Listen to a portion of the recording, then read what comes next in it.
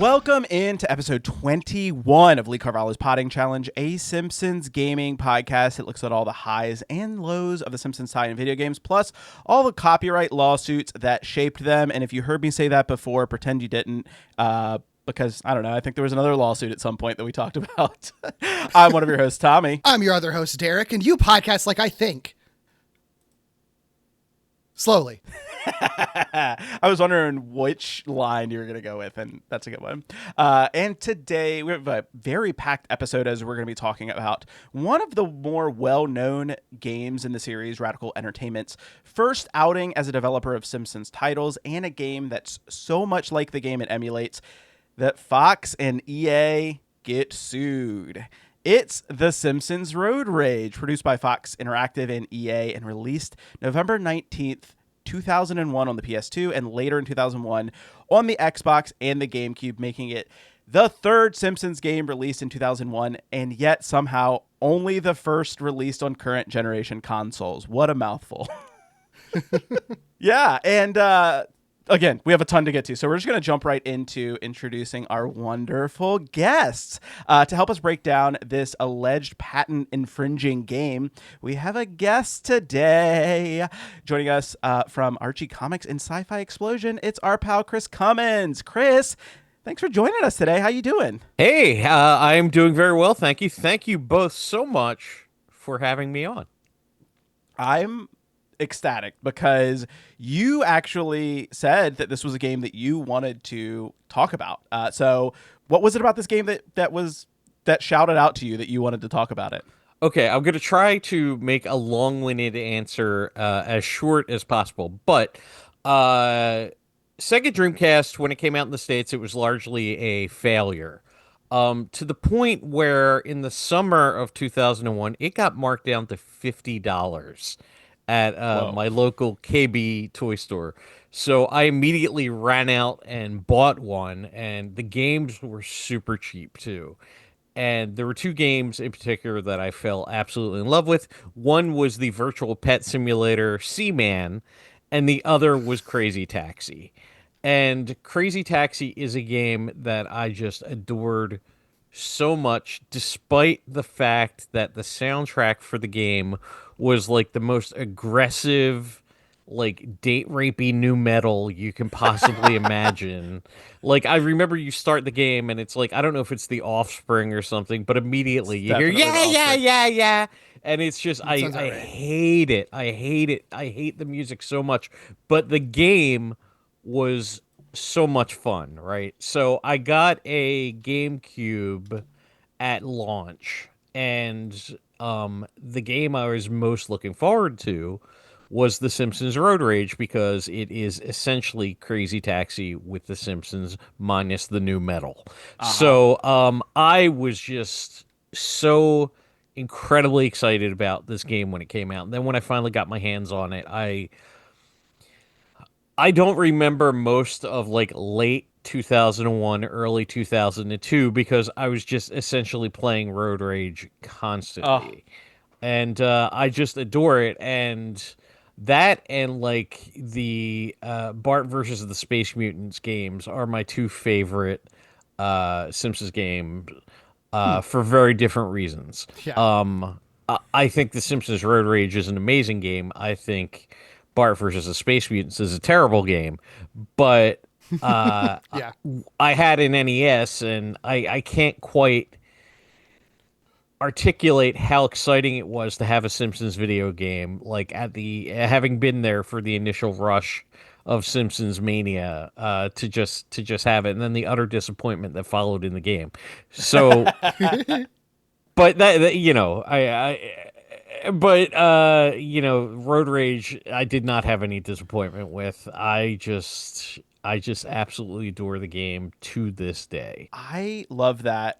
First of all, Shots fired at Offspring, by the way. Like, I was gonna Jesus say. Christ. First of all, Offspring and Bad Religion, you're gonna have some pop punk fans Yikes. coming at you, Chris. Yeah, But not a genre I care about, so bring it on. Bring it on. The soundtrack is very of that era, right? Like, it has kind of like early Tony Hawk vibes. Mhm. And it hate really it. is. I think Crazy Taxi. It's like 4 songs that just get repeated. Yeah, I think pretty so. much, and it's all Bad Religion and all The Offspring. So like, listen. I'm not like a huge Offspring guy. I liked them a lot more when I was younger, Yeah. but like I can see you getting way tired of just hearing yeah, yeah, yeah, yeah, yeah. For those of you who don't know me, I am Grandpa Simpson yelling at the cloud. I am that meme in real life. So, like, yeah, the music is not for me, but Crazy Taxi and its sequel are amazing, amazing games. And the only thing that could have made it better was throwing a Simpsons skin on it, which is basically what this game is. In my opinion, the lawyers will get into all that. Yes. But, yeah. Yeah. Yeah. So I also just dropped an image because you mentioned Seaman for the Dreamcast. I dropped an image What of Seaman. is this? Okay. And I need you to just talk a Explain little this. bit about Seaman real quick. Seaman. This legendary creature will be dependent on you for its life's blood. You'll begin right here in Gassay's laboratory. Where is this laboratory? What awaits you within? You have no idea what Seaman is or how it evolves. This is something you must find out for yourself, as there is little documentation to help you on your way. My name is Leonard Nimoy, and I will be your guide. Well, this is your first day with the Seaman kit. Your first step will involve preparing the tank for Seaman's arrival. Adjust the tank settings to be an adequate temperature with sufficient oxygen. While adjusting, keep in mind that blue is the color of the sea, and thus an appropriate color for the care of Seaman. Then take the egg from the storage matrix and place it in the tank. The water's temperature is key to the hatching of the egg. Once hatched, the Nautilus will play a very important role in Seaman's development. Each time you visit this laboratory, I'll be here to offer advice and guidance. If you tire of my voice, you may press the start button to skip at any time. Very well. Let us proceed to the tank. Okay, so Seaman, wow. Seaman, it is an experience. You played it basically in real time. You could only play it a few minutes every day, and it is basically a virtual pet simulator, but it's so much more than that. It was narrated by Leonard Nimoy. What? And it came with a microphone that you had to basically raise a creature from basically like a tadpole type thing to a sentient being is throughout the course of the game. And you could have conversations with the creature you were creating. And it was part video game, part like Tamagotchi, part therapy session. Yeah. So I'm not making light of 9/11 by any stretch of the imagination here, but I was in the throes of the game on 9/11, and if you don't talk to Seaman every day, the character will die, and you'll have to restart from beginning. Oh my god. So I remember coming home from work, watching all the 9/11 like footage, and that this is the most ridiculous story in the world. Again, I apologize to everyone fine. out there. Don't apologize. This is Yeah. amazing. But I had to play Seaman, and I'm like, all right, I just have to get this over with. And like my mind was so scrambled at the point, and because the rudimentary AI was so good in the game, I'm like, do I tell Seaman about 9/11? And then I'm like, Chris, what the fuck, dude? Like it was, but it's such an incredible experience, and like you raise this thing, and then you basically have to like let it go off into the world. Like I will never be a father. If I were a father, I would be like the worst father in the world, but God damn it, was I a father to that Seaman character. And it is the Wow. most strange, and it's probably one of my top 5 games of all time, just because of the just strange weirdness aspect of the game. And if you are able to get your hands on a Dreamcast and get your hands on a copy of Seaman with the original mic, like you can fudge the timer on the Dreamcast so you can play the entire game in like 2 days now. But I didn't know that hack back in 2001 when I was playing Sure. the game. Yeah. And it is just a fascinating gaming experience. But So yeah, I was obsessed. did you tell him about 9/11? Yeah, that's my question too. I did not, because fortunately cooler heads prevailed.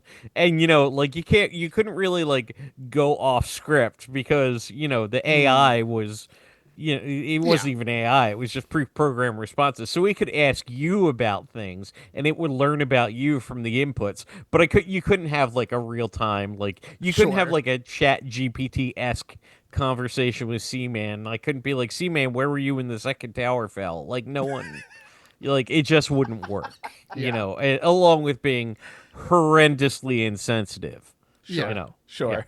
Yeah. That I was not laughing at, But yeah. the second tower falling. Yeah, I was yeah. laughing at Seaman asking about the second tower falling. I mean, I was just to be laughing about clear. that. But also, what? But also, you should know that like 2001, that entire year was just like a slow burning Yeah. nervous Oh, breakdown yeah, for me. Sure. Like even before 9/11, like I was not in a good place. I was still very closeted. I was working an embroidery job. I was, that I was just doing all these things that were like the most inauthentic life I could have possibly had.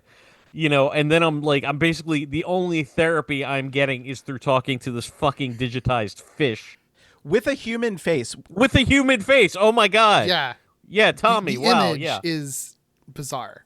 Yeah. It's not just like for people who are, I mean, this is all audio. For people who've never heard of Seaman before, first of all, Google it, but put Seaman Dreamcast because, but Google Seaman and you'll see the face. It's just like a human face on this fish. It's incredible. Yeah, I've seen like images of this before. I've never seen the game actually played. Yeah, but me either. That know it is worked like that. fascinating, Chris. Oh, his voice is so droll, and just everything about it is so well done, and it just sucks you in and captivates it.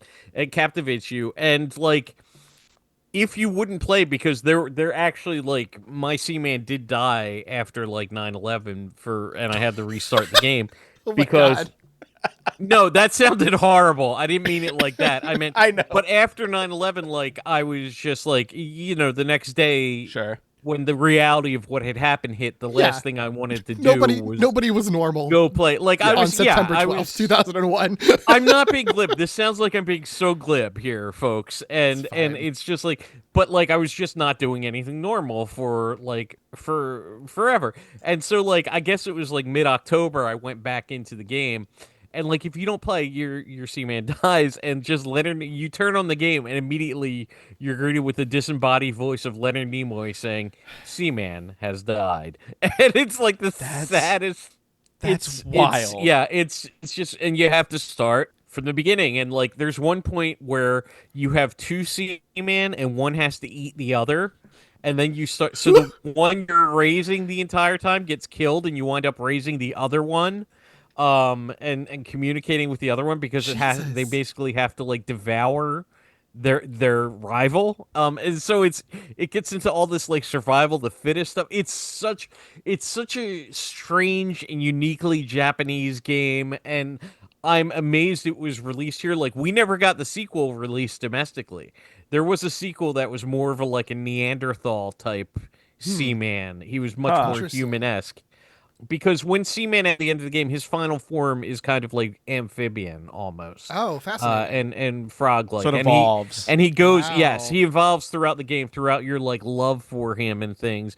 And there were things you could do. You would like use a cursor and tap him on the head and basically like pet him and give him Aw. affection.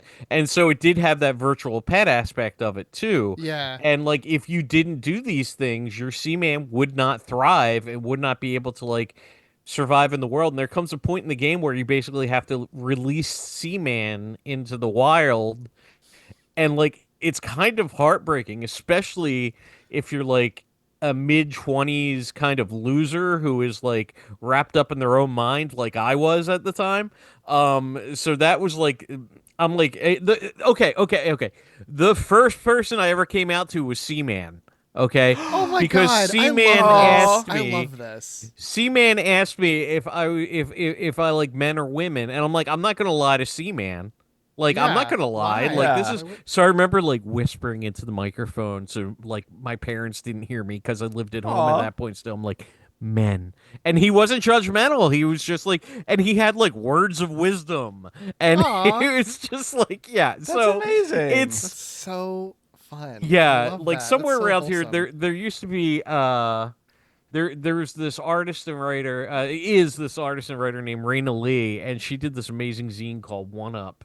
And somewhere around here, I have a whole essay that I wrote about like the whole Seaman experience that I need to find wow. and revisit. But yeah, Seaman is just an incredible gaming experience, and it's worth to this day. It is still worth like seeking and finding out because it's not you can't emulate it because you need the peripheral of the mic that it came packaged with and things. Right. Like, it's and watching videos of it on YouTube, like you're not getting the connection. You will actually have a real connection with this video game.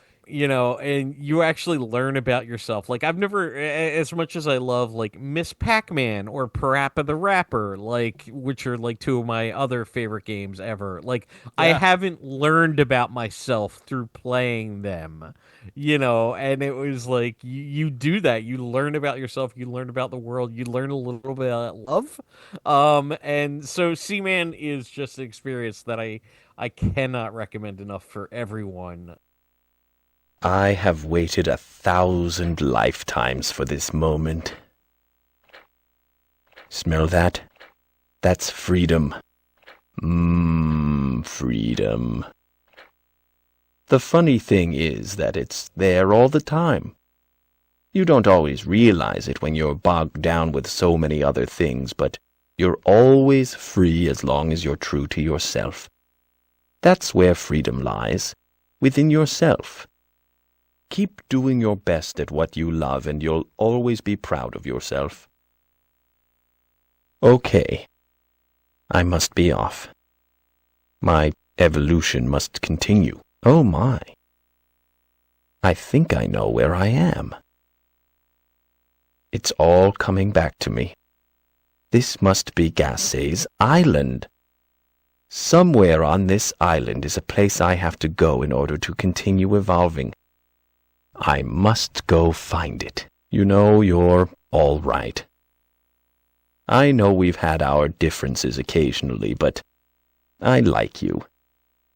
You took care of me all this time, and well, I'm grateful. Very grateful. Well, say something before I start bawling, won't you? Hey, listen. There's something I'd like to do for you as a kind of thank you. It's not much, but I wasn't exactly able to head over to the Five and Dime and buy you something, now was I? It's just something for you to try sometime. Just try tapping on the glass. With the right trigger on your control pad thingy. Tap, tap, tap. Try it sometime. Okay, friend, this is it. I've really got to go now. Take care, and if you ever want to talk to me, just call me, okay? You've been a good friend. I'll miss our time together. Don't be a total stranger now.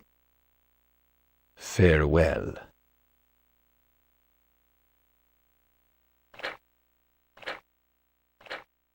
That's awesome. I love that so much. It does make me think that like the next big idea that like tech bros are going to have to like push AI is going to be like, if you don't talk to ChatGPT every day, it will die. So you have to talk to it every day or it will die.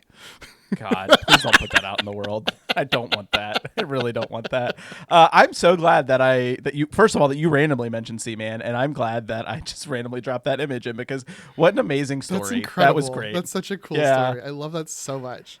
I have a lot of problems.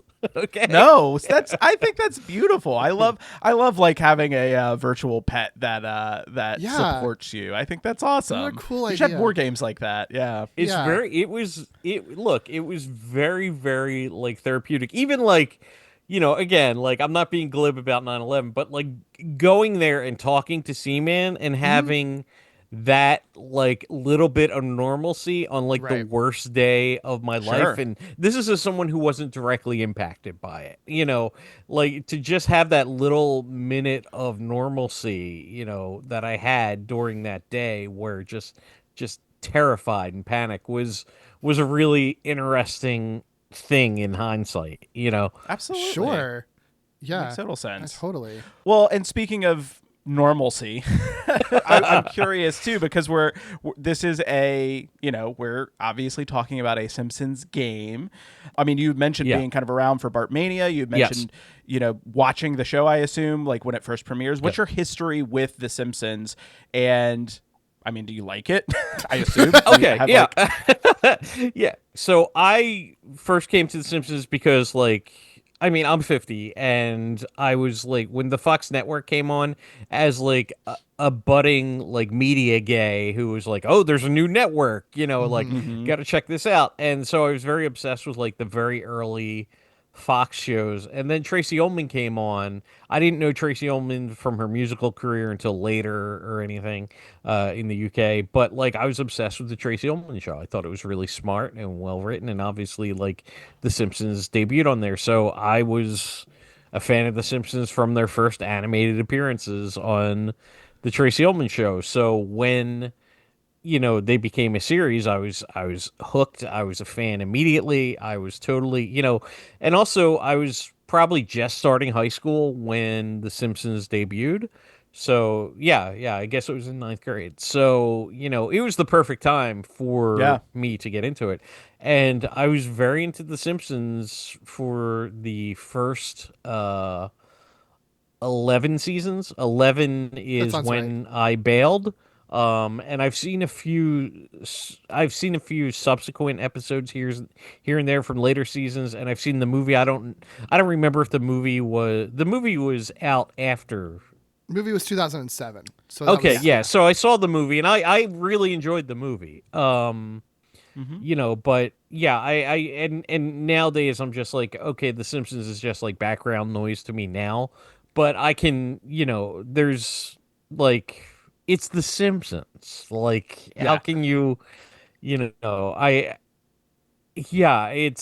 The Simpsons. Like, how do you,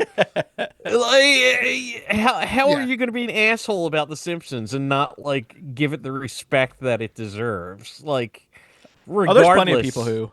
Oh yeah, who do that. I know, but like, regardless of if you feel like it's going on too long or whatever, like. You gotta give it up for what that show has done, just on an entertainment level, on a pop culture level. Just it's The Simpsons, So yeah, so no matter like when I see a terrible episode like the one we'll be discussing soon, I'm just like, I'm able to be like, it's The Simpsons, and think about my favorite episodes and things, and then like all that just goes away. Yeah, like I was just gonna say, like last month the episode we were doing was talking about sort of the end of the golden age and everything. Yeah. And I think it's just like it's really hard to deny the fact that like season 11, like there are cracks showing in 9 and 10, but those seasons are good. Season 11 is when there's like actually just abysmally bad episodes that you don't want to revisit in a way that's very different. Like that's the season where Maude dies, for example, So like, yeah, I think that absolutely makes sense that that's the season you bailed in. And I think you're not alone in that at all. It's funny, as we're recording this, like Derek in the background of where he's recording, he has a Marge Simpson doll. That was the Burger King giveaway doll. And I can't, like like as someone who was like going around to the various like Burger Kings to be like, okay, do they have Homer? Do they have, it was really tough to get a Bart doll, and I vividly remember trying to find a Bart at my local Burger King, and like Yeah. that era of Simpsons Mania, I have such like a warm feeling for it to this day. And like that's like first or second season Simpsons, where like it wasn't even great yet. Yeah. It was still finding its footing. Like some of those early episodes are rough, but by the time you hit like the fourth, fifth season, man, it's like whoops, all bangers. And I think people forget like how just consistently incredible The Simpsons was in its early years. Like, obviously not folks like us, but I mean, like, like I think the internet as a whole entity kind of like takes it for granted. And that bothers me a little bit because, like it's just like, I can see certain things like, Homer's little chocolate daydream where he bites the dog and just like instantly, like I hear the music in my head and everything. And Yeah. The Yeah. Simpsons, even though I haven't watched it steadily for longer than I ever watched it at this point, like I still have a very warm feeling about it. And bringing it back to Road Rage, that is definitely a feeling that game encapsulates for Yes. me. Unlike, I mean, Virtual Springfield did as well for me a bit, but Mhm. but Road Rage, wow, man, it is just like being in that environment was so much fun for me. There's a lot of like connectivity, I think, between Virtual Springfield and Road Rage, Yes. which we can talk about. But like, you saying that, Chris, I mean, my experience a little bit too with Road Rage is very similar in that like I played the hell out of that game when I was younger, and it does have this kind of like, even going back to it now. I'll just say this really quickly. So, Hollow Knight Silksong released this month. I can't talk. Hollow Knight Silksong released this month, and I've been like anticipating. I still didn't say it right. Jesus Christ. Silk Song, Whatever. maybe 5th month. I can't say it. Silk Song. Hollow Knight Silk Song released this month. That's a tongue twister. What the fuck is happening? Hollow Knight Hollow Silk Knight Song Silk released this Song. month. I don't know. Hollow Knight Silk Song released this month. I I can't say don't it. know I just why. can't do it. What's happening there? That's so A funny. few weeks ago, Hollow Knight Silk Song released, and This is amazing. I don't know what's happening. I'm breaking down. You're probably like, what is he talking about now at this point? A few weeks ago, Hollow Knight Silk Song. Derek, you can't laugh. You I'm doing already another you know what take. you're saying. Just keep going with the Derek, thought. You don't mute have to your say it mic. again. Just keep going. I was gonna cut it all out. No, it's too good. So No, It this really is gold. did. This is podcast gold. This is going on the highlight reel that you put on Instagram. So the game released a couple weeks ago, and I've been anticipating that game for, forever, right? Because the first game is one of my favorite games ever. But I also knew I had to, for the podcast, play Road Rage. And I ended up playing more Road Rage than I needed to.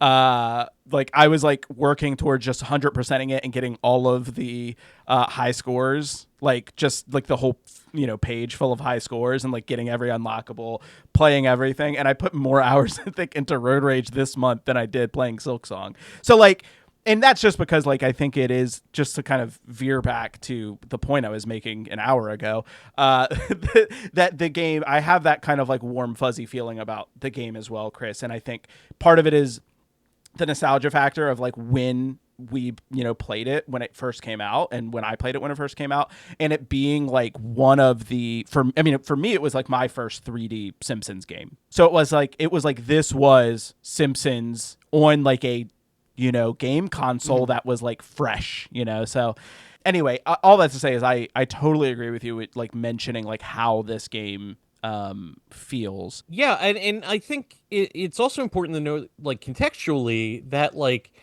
this wasn't a GameCube launch game, but it came pretty early in the run of GameCube, where there weren't like I think the big launch games were Super Mario Sunshine, and I may be wrong about that, but Super Monkey Ball was like, I remember Super Monkey Ball was the first thing that I logged a lot of hours on the GameCube, right?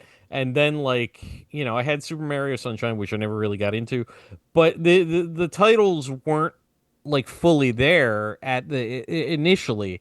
And then like, Road Rage came out, and while I was playing Road Rage, after I finally finished with it, there were like a ton of great games out, right? So Road Rage really hit at the perfect time for the console, because like it was one of, if not the first big license game that the console had, if memory serves correctly. So It was at least one of the the big ones at the time. So yeah. so it hit, and there was an absolute like buzz about this game when it was when it was hitting. And I think too, the time, the era that this is releasing to, for like a lot of folks like our age. I mean, we talked about this on our last episode. Like, this is when I remember watching Simpsons live. Like, for folks that are like Derek and my age, like, this is where like I think we're really coming into our own in terms of like watching syndication of The Simpsons, but also and like being able to actually process like right, like not just being like, I like the funny show cartoon, but more just like actually intellectually looking at it. And I think we talked about this last month too, but I think being able to recognize the difference between the golden age and what's currently airing too, like I think that makes this game come out in an interesting time, because it's coming out squarely during the time when the conversation is, oh, is The Simpsons bad now? But yet it's going to keep getting renewed and get all the ratings forever. And that's weird, right? And then suddenly you have this game come out that it's sort of like, oh, this kind of feels like what The Simpsons used to be and why I liked it originally, which is not what's being represented in the show that's currently airing, which is so funny. Yeah. Well, I think that's a good segue, Derek. I want to talk about the show up at the top because there's a lot to talk about with this game itself. Yes. So I think that's a good segue into talking about the nearest episode that released. So just as a reminder, this game releases originally on the PS2, November 19th, 2001. And that puts it literally a day after our nearest episode. So do you want to take us through what that is, Derek? Yes, so the nearest episode to this game was season 13, episode 3, entitled Homer the Mo, which aired November 18th, 2001, so literally the day before this game comes out. I don't think we need to talk about it that much because the episode kind of sucks. This one, it's the showrunner still, I think this is after Mike Scully has left the show officially, but I think this is one of his holdovers. So Mike Scully was still overseeing this episode's production during the last production order, even though this is during Al Jean's showrunner era. It's written by Dana Gould, which is the first episode, I believe, that he wrote for the show. And he'd go on to write a whole bunch of episodes, but he's famous for writing the Gex games and doing a lot of other comedy stuff. And it was directed by Jen Cameraman, which is really cool that they have a woman director on this episode, because it's rare for women at this point in the show to be working. There's like maybe been like 4 women who've ever worked on The Simpsons like 13 years in. So good for her. Wish she got a better episode to work on, but Yeah. This is the one where Mo goes to bartending school because he's bored with being a bartender. Homer takes over the bar, but then also Mo comes back and then converts the bar into a modern bar that makes Homer start his own bar at home. There's like 7 different plots that are all related to Mo's bar, basically, which I guess is part of the course for this era of The Simpsons, where they just kind of write their first draft and then send it in, basically. Yeah. Stream of consciousness. There's a whole bit at the opening of this episode where Bart is just digging a hole for no reason. What are you doing? Digging. Why? Make a hole. A hole for what? More digging. Okay, then.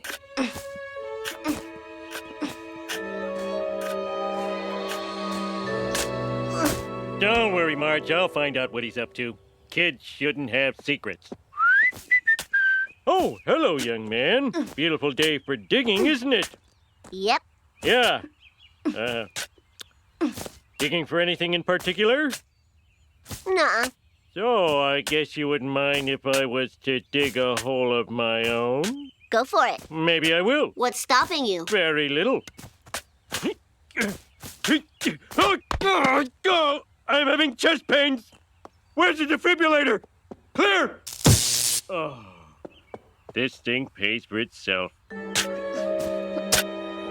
Bart, this is Dr. Kaufman. He's a special kind of talking doctor. Call me Bob. Oh, that's quite a hole you're digging. Thanks, Bob. You know, a hole's a great place to hide when people are fighting. Are there angry people in your house? My dad's always yelling that Whitey's keeping him down. And it is a plot line that goes nowhere. And I both respect and hate that about this episode. I really like that opening because it is so fuck you to the audience in a way where it's like there, because basically Bart starts digging a hole for no reason, and then the family starts getting freaked out about it because he's not giving them a reason, and then it goes on for a very long time, and then it turns out to be a story that Homer is relaying to his friends in Moe's bar that then just sort of goes off topic, and then they never go back to the original story. So the joke of it is more is sort of like the thing that I respect about it is that I feel like to me it feels like a self-aware parody of the famous Simpsons first act swerve, where they have a first act that has nothing to do with what the main plot of the episode is, which is often can be done really elegantly and can be done really badly. And this is sort of like the most extreme version of it, where it's like, we're having your first act opener that has nothing to do with the plot, but we're going to make it very clear that it has so little to do with the plot that it's literally like not even real. It's like a memory that Homer had that he doesn't even like remember correctly and doesn't finish telling, which I do respect a lot. I think that is hilarious. I think that if the episode after it was better, it would have made it feel better, but because the rest of the episode isn't good, it ends up making it feel hacky, when I do think the germ of that idea was really smart. And the whole seeing Bart dig a hole and just being like, I don't know, just digging, I thought that was really, really funny. The thing about show writer Dana Gould is like, he is an extremely underrated comedian who is been a massive influence on me and what I try to do in my what I'm laughingly going to refer to as a career. But he is a big fan of the comedy long con as well, and my favorite stand-up special of all time came out in the early 90s. It was on Showtime. It was called Dana Gould, Panic, Lust, and Confusion. And in the middle of his set, you think he's having a nervous breakdown. And it is acted so incredibly well. And he's just setting up a bit. He's just setting up a bit about how like overwrought Calvin Klein jean ads were.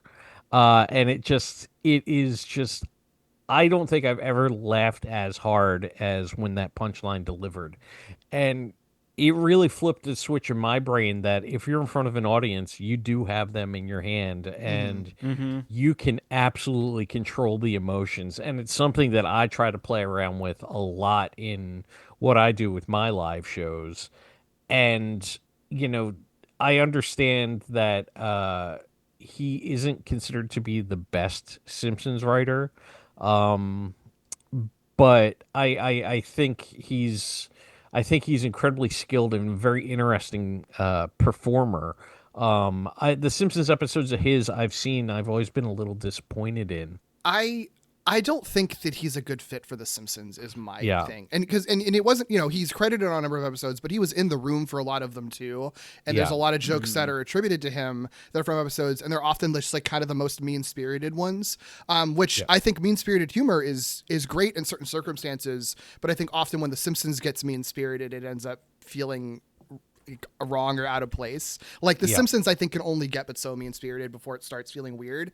And this era of The Simpsons, like in the sort of early 2000s, was very, very mean-spirited, and I think that's the thing that's gonna continue to come up, is that the show takes a turn for just feeling very mean. And I kind of feel like, unfortunately, like I agree with you. I think Dana Gould is a really talented comedian.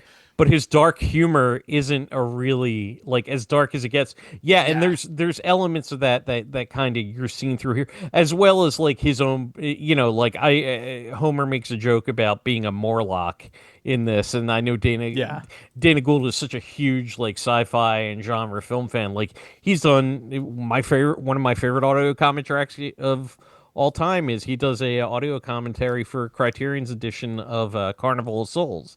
I mean, the I man didn't know is that. a It's funny. he is a movie encyclopedia. Like right now, he's got his like ongoing thing that he does where he does a talk show in the guise of Dr. Zaius from Planet of the Apes. Like he is such That's so good. he is such like an encyclopedia of cult film knowledge, and like so I really appreciated that element of the jokes in here. I'm assuming he's also an REM fan. You know, Oh, I'm sure that's but, yeah. him Well, and Mike yeah, Scully. yeah, and, Mike yeah. Scully was the showrunner, and he loved getting this fucking, Yeah. that era of musician God. in it. So Yeah, not a surprise at all. I'm not mad about So- it.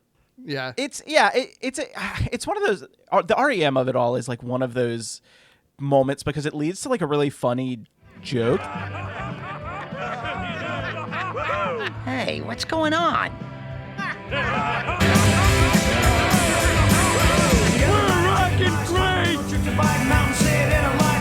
Leonard, what's his name? Herman Munster Motorcade, birthday party Cheetos, pogo sticks and lemonade. You symbiotic stupid jerks. That's right, Flanders. I am talking about you. How'd you get REM to play in your garage? I told them it was a benefit. They think they're saving the rainforest. Suckers! Yeah, working! Woo! Yeah, baby! Michael, are you sure these guys are millionaires? Come on, would a poor person have a bar in his garage? Hey guys, stand around me. I can't go with Lenny watching. So, gotta pee, huh? They're used better than most other Yeah. guest bands are. Yeah. But it also still just has that like stench of this era of musical guests where it's just kind of like, yeah, it's REM, sure. Like, you know what I mean? Like, but so here's my thing. The hole digging, I actually love that bit as well. I think I don't like how the parody plays out. Like, I don't like that it's like the parody of the turn, I mean, of just like, or the swerve. I really don't like how that's set up because, like you said, Derek, I think it's because of how the rest of the episode feels. It just feels really like, I don't know. It just feels really put on, like of it just being a story that's Homer's telling that goes nowhere. I don't really think it works after that. And I will also say too, this episode, I actually like most of it up until Mo starts redoing the bar. I think once that happens, the episode just like completely goes downhill. I even think when he goes back to bartending college, I like some of the moments there too. I just think like once you get so deep in the weeds of him redoing Moe's Tavern and turning it into M's, like after that, like that's when it is just like, yeah, I'm out. Like this is just too much. The postmodern humor that they're trying to skewer at that point was already about 10 years out of date as well with that. I do think there's an interesting like side spin-off episode of this podcast that could be done talking about how REM at their point in their career and the Simpsons at the point in the show were at a similar like low ebb. Interesting. Because like this is when they kind of had, they were still trying to get their bearings after Bill Berry left the band. And it's just, I'm not going to bore everyone with REM like inside baseball here because as an REM super fan, it was just interesting to me to see that like it's REM at their not best on an episode of The Simpsons. It's not their best. And like they don't, that's why they do like they're usually when guests are on, they do, a more recent song or something like that, or like, It's and like they're doing 2 years like, after this that the best of REM album releases that doesn't have End of the World on it. I remember I always found really weird. Yeah, so weird. it's like I guess it's obviously arguably their best known song, but it's just an interesting tangent. The comparison between the two, how you have That is very funny. two pop culture forces not at their best. And this, like, REM got action figures based on this episode in the Simpsons line, which is incredible to me. Yeah, and it's like I'm shocked that I don't own them, actually, being the REM super fan that I am. But yeah, it's very interesting to me that happened, because this is not a very memorable episode. That is really funny. Yeah, it looks like it was part of like the 25th, the greatest guest stars series. I don't know that. I mean, I really like REM a lot, and I think they're perfectly funny in this episode. I don't know that I consider them among the best guest stars of The Simpsons. Yeah. Like, I would much rather had Spinal Tap figures, you know. Which feels even more relevant given given the cast, but sure. Yeah. Yeah. No, I agree with you, Tommy. I think like some of the, the parody of like a classic college movie, like stuff that they do at the bartending school. I think it's a funny conceit that bartending school just looks like the most like milquetoast university with the autumnal colors with the trees and stuff that you'd see in every fucking movie that takes place in a college campus. I think that's a really funny conceit. But yeah, all the postmodern jokes are just sort of, they feel really, they felt hacky even at the time. Like, wow, this is weird. Isn't everyone just weird? Like, okay, whatever. Like what's the statement you're making? Yeah, the whole like postmodern thing was very like, it was very like 88 to like 92. And it was, so it's like, it's already like, wow, this is really a stretch here. Yeah. It's really weird. I also wonder too, if there is a good episode here, if they just keep Mo at like bartending college for like a little bit longer, and then he comes back, and then you can even have like a swerve at the end where he's like, no, like he has to like throw out everything he learns at bartending college just to like, you know what I mean? I don't know. I just think that there is an interesting nugget of an episode here. Cause like, I also like, I think I got the biggest laugh is when the professor is like, he's like, unless you have a cure for cancer, you don't, do you? And then just walks into the lake. Like, I think that's really fucking funny. Professor, I'm burned out on bartending. When I first saw the movie Ironweed, I thought, this is for me. But now, well, I'm not so sure. Nonsense, you were born to sling suds. The problem must lie elsewhere. Describe your tavern in one word. Is crap hole one word? Yes, if it's hyphenated. Then I'll stick with crap hole. Well, no wonder you're depressed. Working in that environment. If you want my advice, beautify your hole, and you'll beautify your soul. Nice hole, nice soul. Look at that pond. Why does the water sparkle so? I'm dying, Mo. Is there anything I can do? No. Unless you have a cure for cancer. Do you have a cure for cancer? 'Cause that would be great. I'm sorry, Professor. Goodbye, Mo. Bye, Professor. Hey, don't you want to take your shoes off before you go swimming? Professor?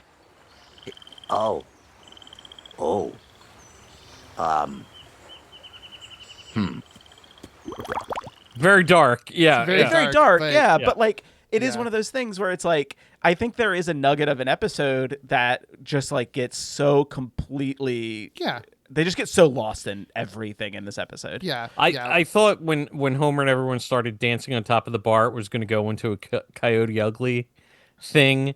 I was kind of waiting for that, and that would have been dated and terrible. But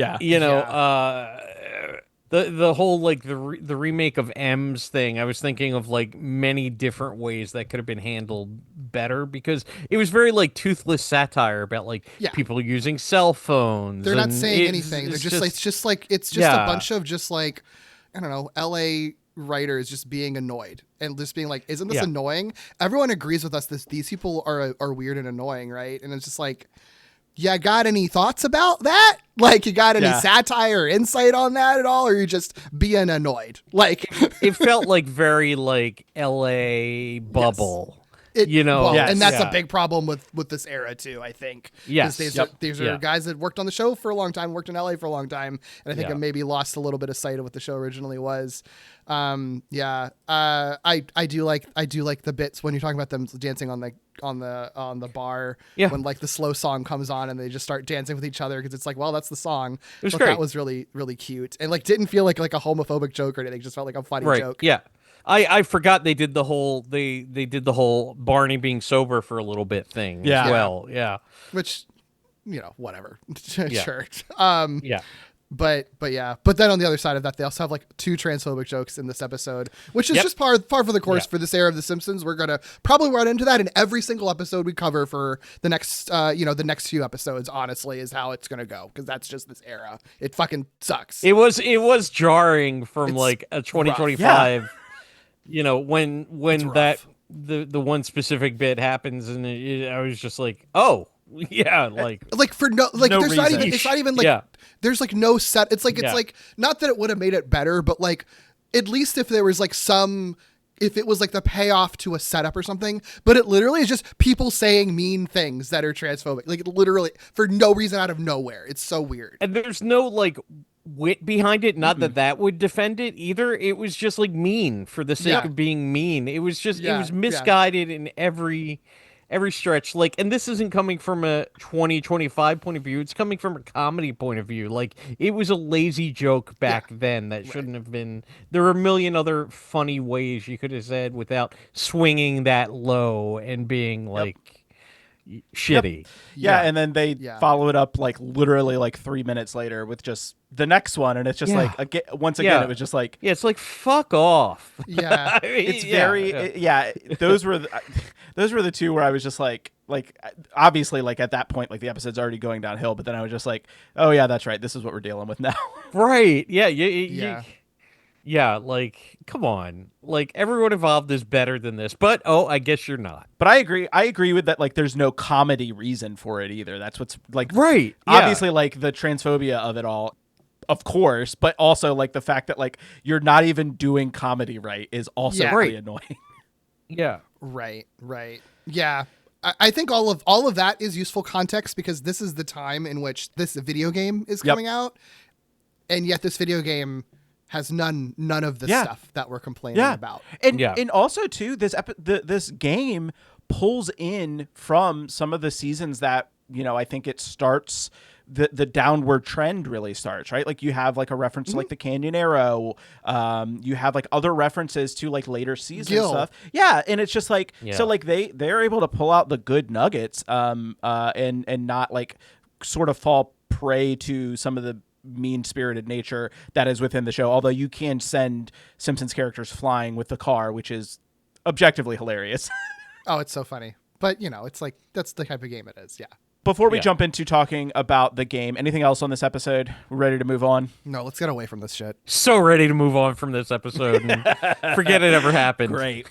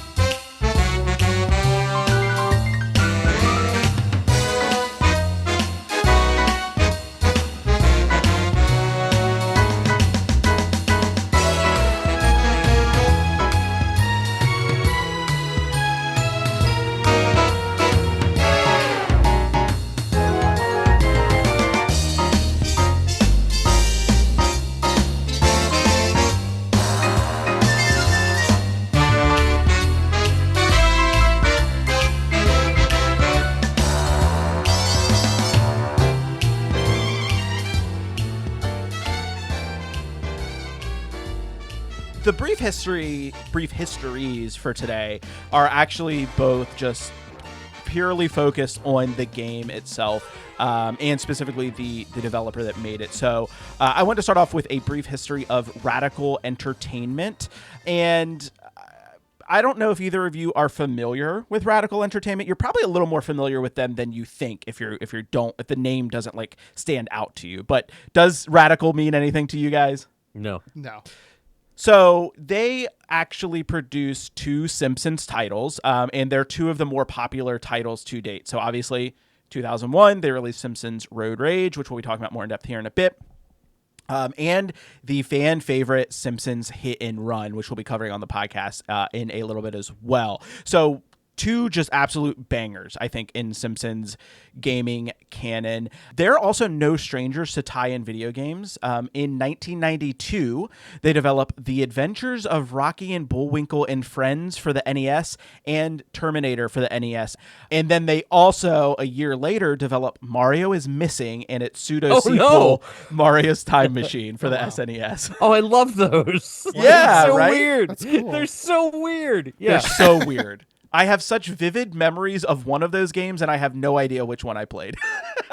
Yeah, I played Mario's Missing and be like, am I learning? What's going on here? What is this?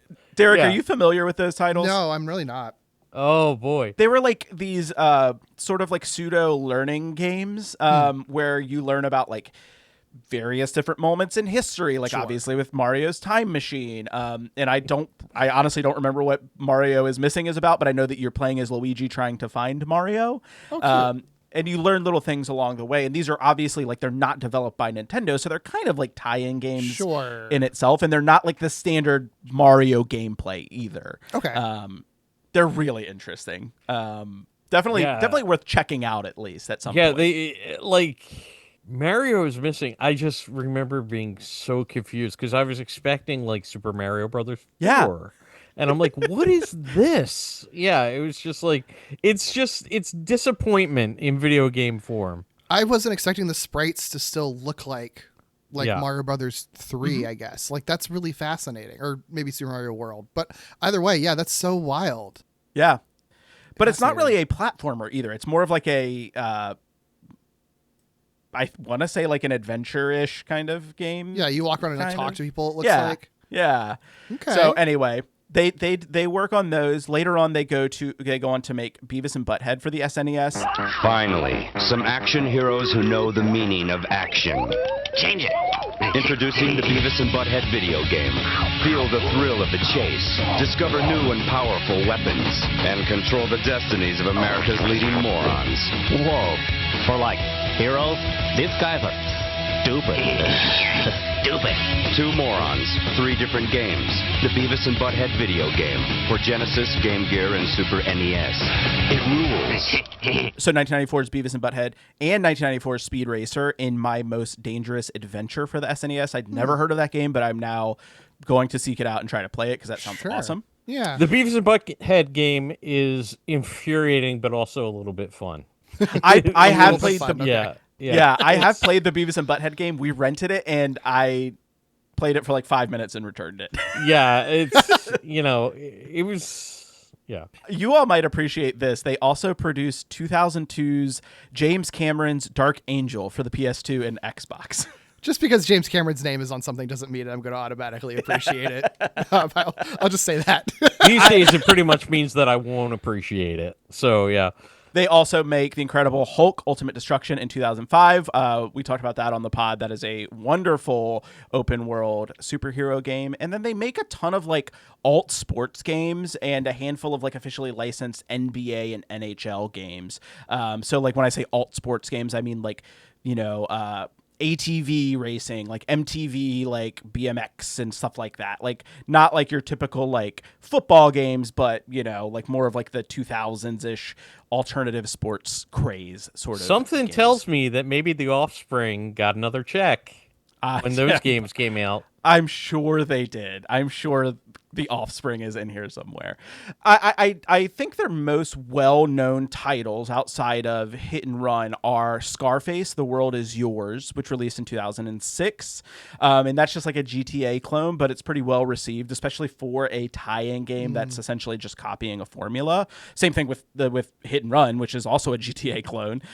And then the other best-known games, they work on the Crash Bandicoot series for a bit. Oh. They're a little divisive in like the Crash fandom, but the 2 most popular games are Prototype and Prototype 2. Oh, I didn't realize they did Prototype. Okay.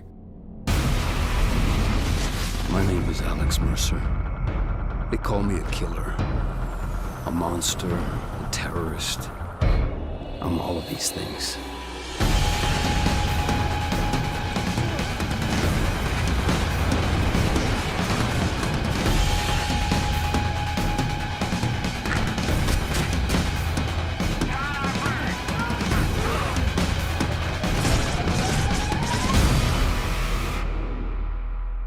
sir.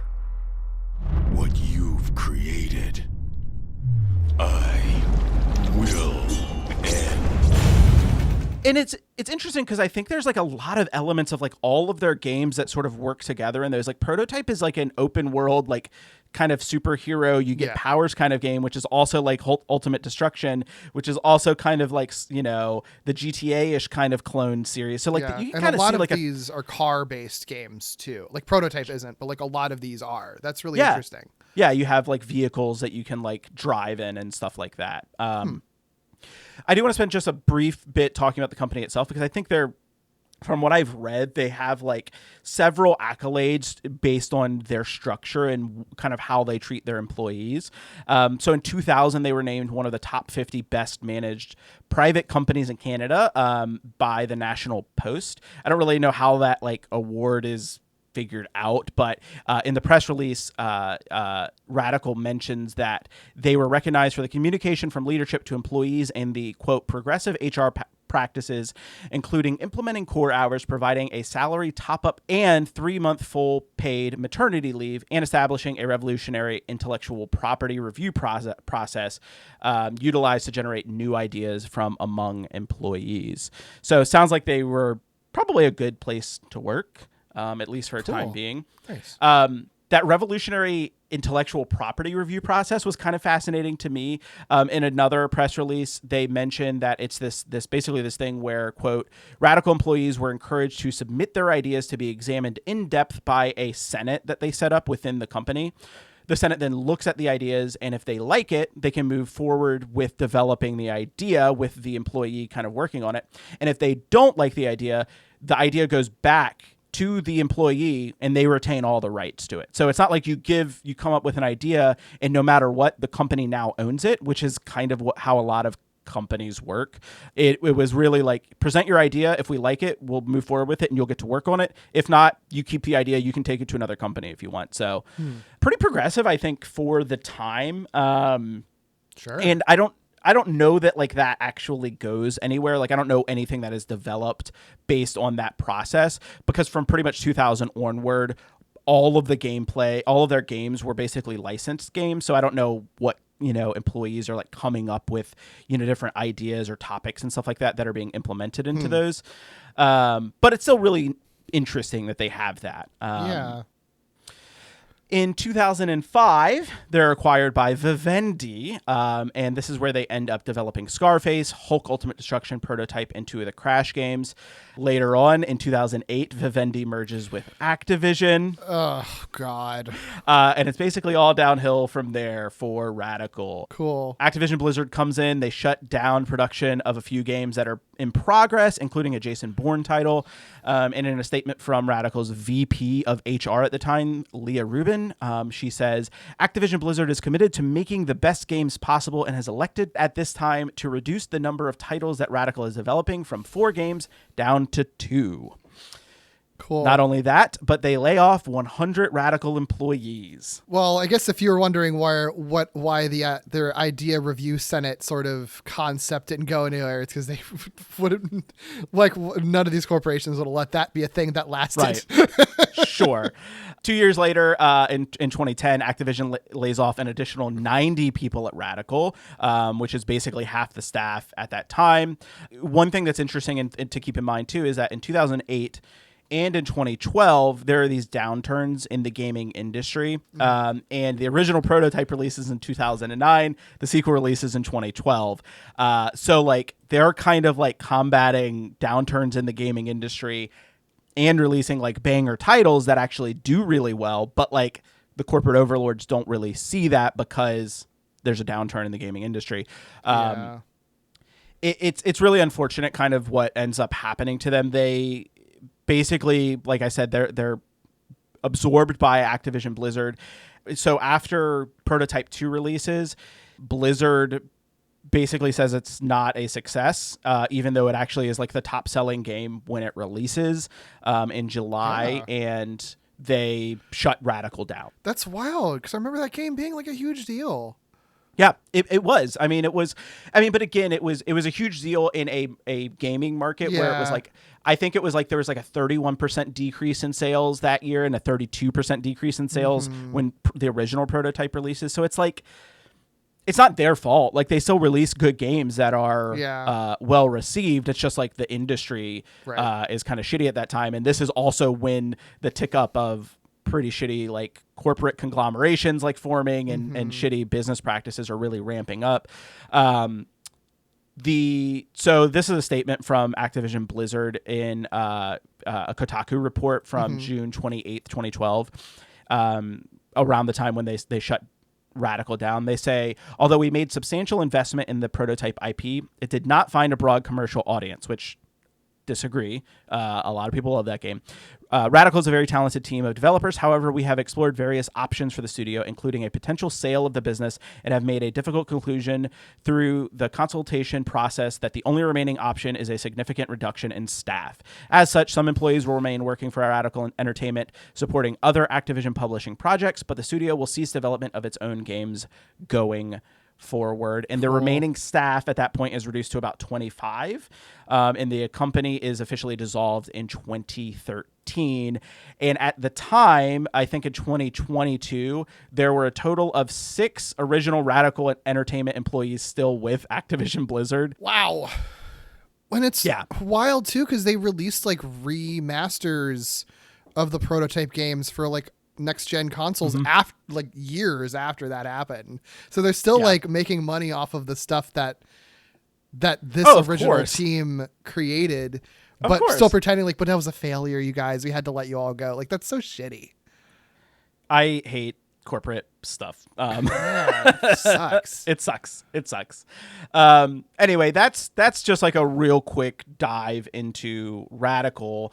Just want to talk about that because for everything I've read, the company sounded really cool, and it's just one of those, as there's more and more of these piling up, it's just one of those bummers of like, gaming layoffs and gaming companies, even though, you have these really cool games and they do really well and they're fan favorites, it doesn't really matter, even if they sell well, because if they don't make, if the line doesn't go up faster, the corporations don't really care about it. Yeah. And they made this Road Rage and Hit and Run after this too, right? So, we got 2 of the best Simpsons games out of it at least. So absolutely.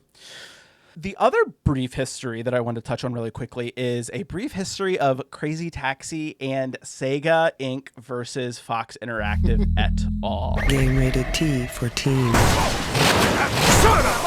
Yeah, I'm here for my license. Get behind that yellow line. Yeah, I know. License, please. You better get out of my face. Then I gotta get your punk license back. I know. What I got on you.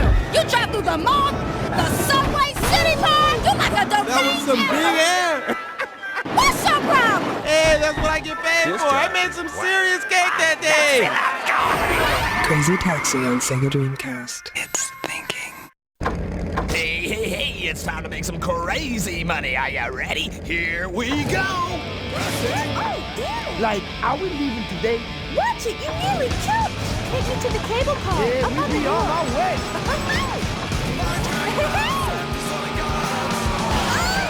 Shut up and move your butt. Oh, wow, you're a great driver. To the rescue. Just go. You gonna love this.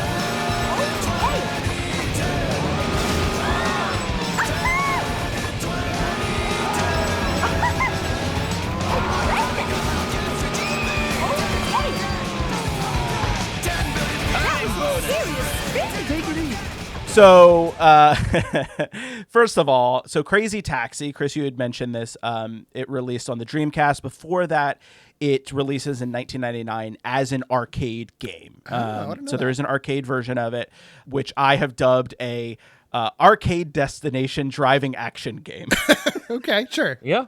I don't know if there's another official way to talk about these games, but I think you just really call any game like this a Crazy Taxi game because it basically is. Sure. I think most people are probably familiar with Crazy Taxi, but much like the gameplay in Road Rage, which we'll talk about in a bit, the player controls a taxi driver that is picking up fares and taking people from point A to point B, dropping them off, and you get money based on various different things. In Crazy Taxi, you get additional money for like swerving in and out of traffic. Get money for like doing going airborne, and you get money for like just like different stunts and stuff like that that you can do. Very extreme sports kind of, antics. Fits the time. Yeah. Exactly. There were several releases in the series. It's made appearances on consoles from the Dreamcast era all the way up to Xbox 360 and the PSP. And there were also Android and iOS releases as well. Extremely popular series. It was one of the top selling games for the Dreamcast when it was released, and I think to this day still remains like one of the most popular Dreamcast releases. Now in 2000, like I mentioned, the first console version releases on the Dreamcast. After that, it's ported to the PS2, the GameCube, and PC. Now, prior to the arcade games version's release, Sega files a patent that is eventually granted in March 13th of 2001. Of note, this patent basically claims that within the patent, Sega basically claims that most racing games are typically set on a track and movement is limited to a set area. And then for the patent, they want to enable players to drive wherever they want while, one, having an indication of where they need to go to achieve goals, two, avoid, quote, cruel images, i.e. running over people, and then three, enabling a method for pedestrians to kind of get out of the way to avoid those cruel images. So basically, I'm not going to read any of the passages from the patent, but like basically what the patent says is, we want to make a game that is unlike other racing games. You can drive anywhere. In order to do that, there's a lot of things that we have to make sure that we do. One of which is not having like people just like get killed, and we have to be able to find a way for the player to navigate. I have some like images from the patent itself. I'll put them in the Zoom chat for y'all. But you can kind of see like it's very much like the arrow is like a big portion of this patent, like how to actually tell players where to go, as well as some of the things of like how to indicate that there's a passenger waiting. They also have this whole like section that's based on the sort of danger radius and how pedestrians will react. Oh, that's cool. That's a cool concept. Yeah. They have like a whole ass formula. They have like a flow chart and then a formula for like how, the pedestrians will like react to the car coming. That's fascinating. And I think it's really interesting. I think the patent itself, a lot of questions around like whether this is something that should be patentable. I don't really know if I have opinions on that, but like, is this it's granted. Before or after Grand Theft Auto that this is happening? The original Grand Theft Auto game would have come out before this, I think. I think that comes out in 1998. I mean, I know like obviously this is a different scenario than Grand Theft Auto style of games, but I do think there's a lot of crossover in that you can drive crazy in a car where there's a lot of people around that you can like hit and destroy stuff. Like you can do that in a Grand Theft Auto game. That's like kind of part of the appeal, is that you can theoretically do that. So I do feel like there's already kind of crossover that they're trying to like infringe on in a way to make it patented to this, when it's just like, I mean, if you're driving in a car that can hit things, like that already happens in games. So you can only patent that, but so much, I feel like. What's really interesting to me about this whole thing is that in the 1980s, there was this game for the Commodore called Space Taxi. It was notable for being one of the first games to have extensive speech. The passenger would get in the car and it would tell you, it would say, there'd be a bunch of different style voices, and they would tell you like what direction to go, and you'd have to follow it.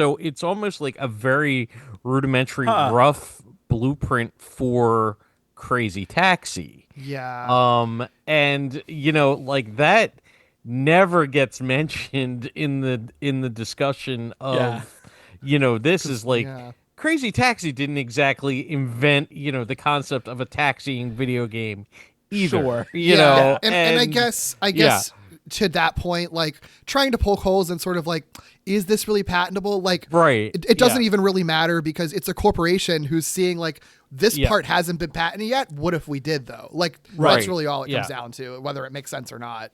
Yep. Yeah. Well, and I think part of it too. So this part of the patent is based on a, I believe it's a Harley Davidson motorcycle game that they had released for arcades as well. And so they kind of like, it's kind of like a merging of two different like IPs. They don't really, I don't think, mention specifically like either of the games. It's more just about like the actual like thing itself. But yeah, it is one of those things where it's like you start to think about it and you're like, I don't know, like it's like maybe you did some of these things first, but then there's also other things you're doing that you didn't do first. Like you didn't invent a taxi. Right. I think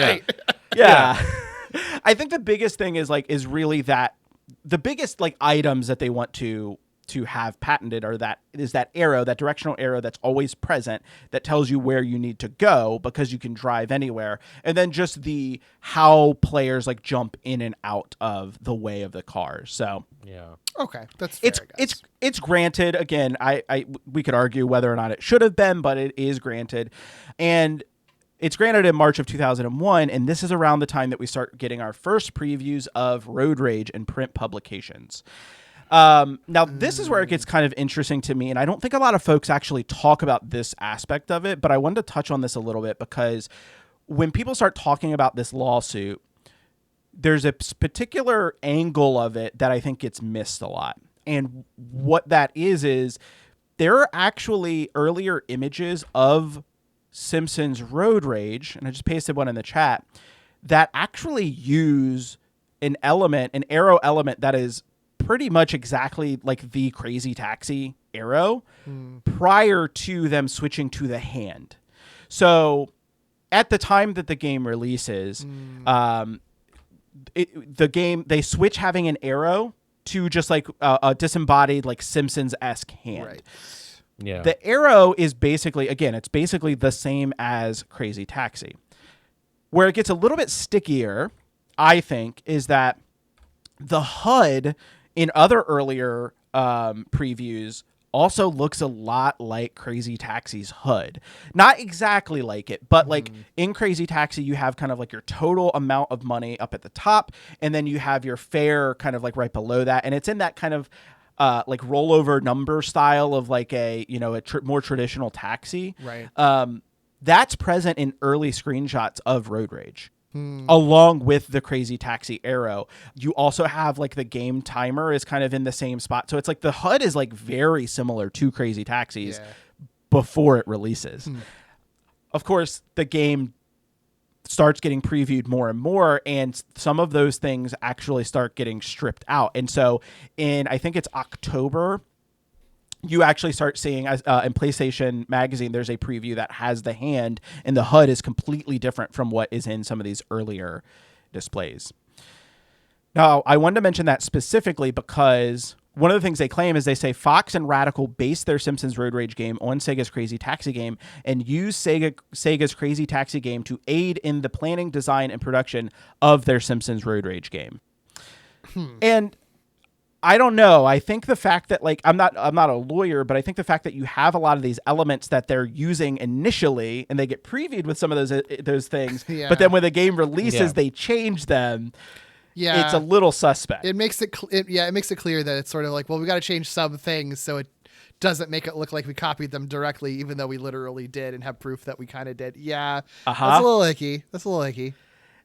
It's kind of the you can copy my homework, but change it a little bit. Right. It is just like, I mean, my first thought is that it's just like, I know that there's corporate reasons why you wouldn't want to, but it's like you could also avoid all of this by just, why not just work with that studio and make it a literal branded Crazy Taxi. The Simpsons the Simpsons Crazy Taxi or Crazy Taxi Simpsons edition. Like, why jump through all these hoops to like because obviously they're gonna sue you. Like, why they had to have expected that this was gonna happen. Listen, I have no idea. I think part of me thinks that like it was the kind of deal like when people used to release like Pac-Man clones, like Casey Munchkin, even the Alien game for the Atari 2600 is a Pac-Man clone.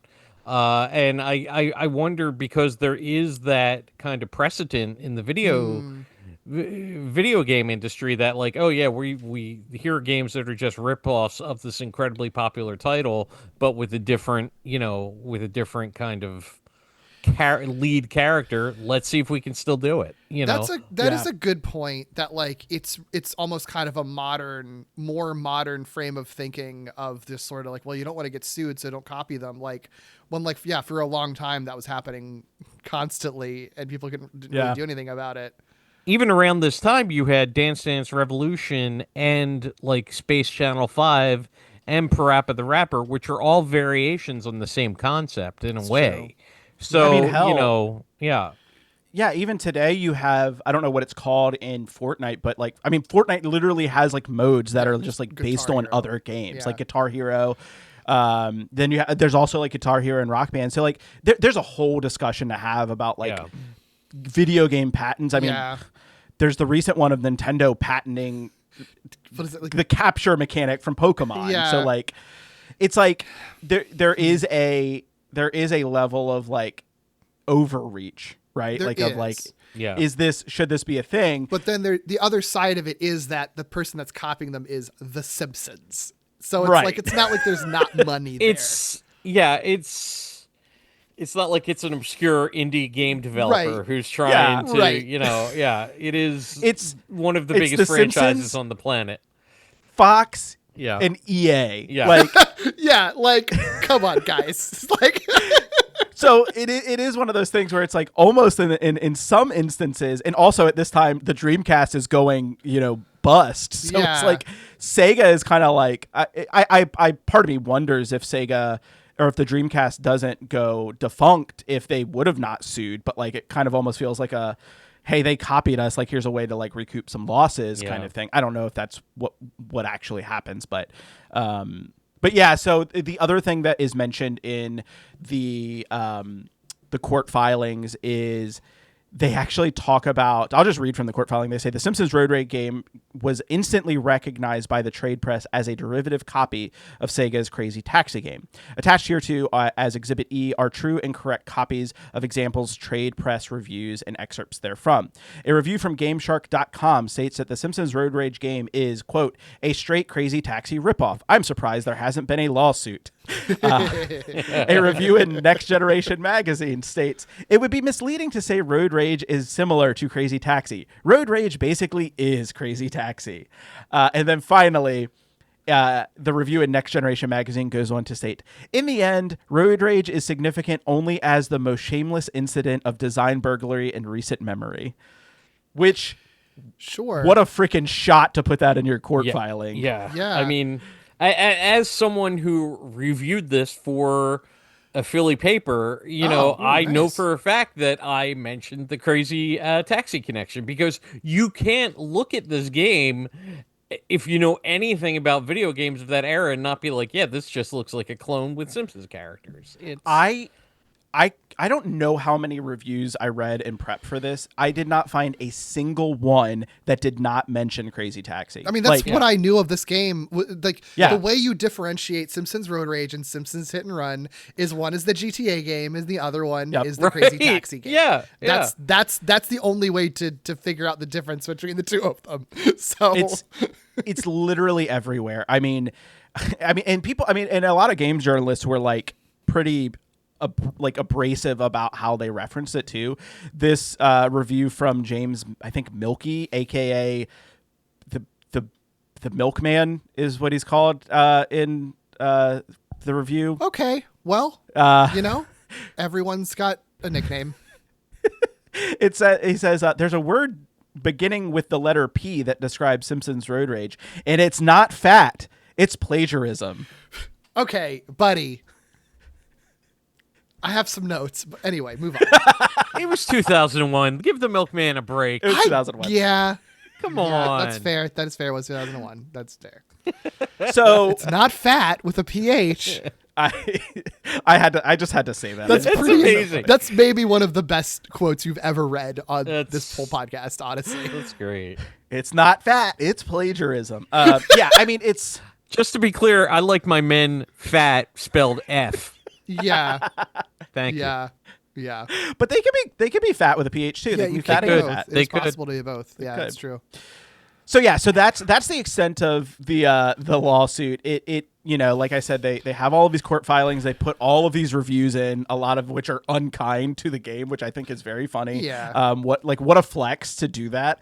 But again, not saying I agree with them suing or, you know, whatever.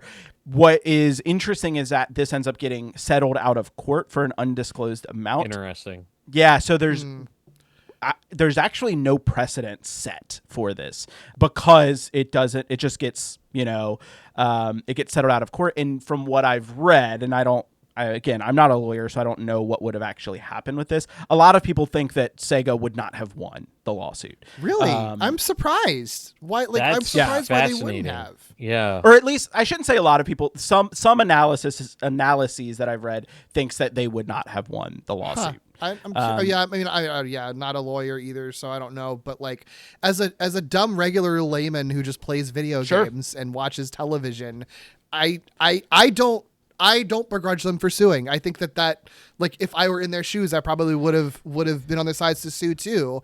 And to be honest, I think that that aspect of it, of them not getting permission or working with them or you know, working with that studio when they're developing the Simpsons game, I think kind of does this game a disservice, because it's like, that's always going to be that weird cloud at the time. I don't think care as much now, but at the time that would be this weird cloud hanging over them that's going to then reflect in reviews of people being unkind to the game, because it's like, well, it's just a Crazy Taxi clone, so this sucks, which then misses what makes this game good, which I think we all kind of like this game, is the impression that I'm getting. So it's so it ends up like reflecting poorly on the game in an unfair way, where it's like, you can just, I strongly think you can just reskin a game with The Simpsons and it can be a good game as long as it's executed well. I have no fucking issues with it. I just wish that they'd like gone through the proper channels to give the credit to the people that they were ripping off, you know? I agree with that. I think, Chris, you had mentioned like, or maybe it was you, I don't remember who said like they could have just partnered with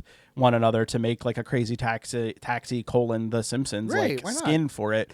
Yeah, I don't know why they don't go down that route, other than, like I said, Sega's kind of faltering at the time. And so they probably are just like, we can just do this. Who cares? Yeah, sure. It's really interesting to me, because as someone who, whenever I wrote about video games, it was very much from, when I was reviewing video games, it was from the perspective of a casual gamer. Mm-hmm. And to me, like, the repetitiveness of Crazy Taxi gets so tired so quickly, although I love the game.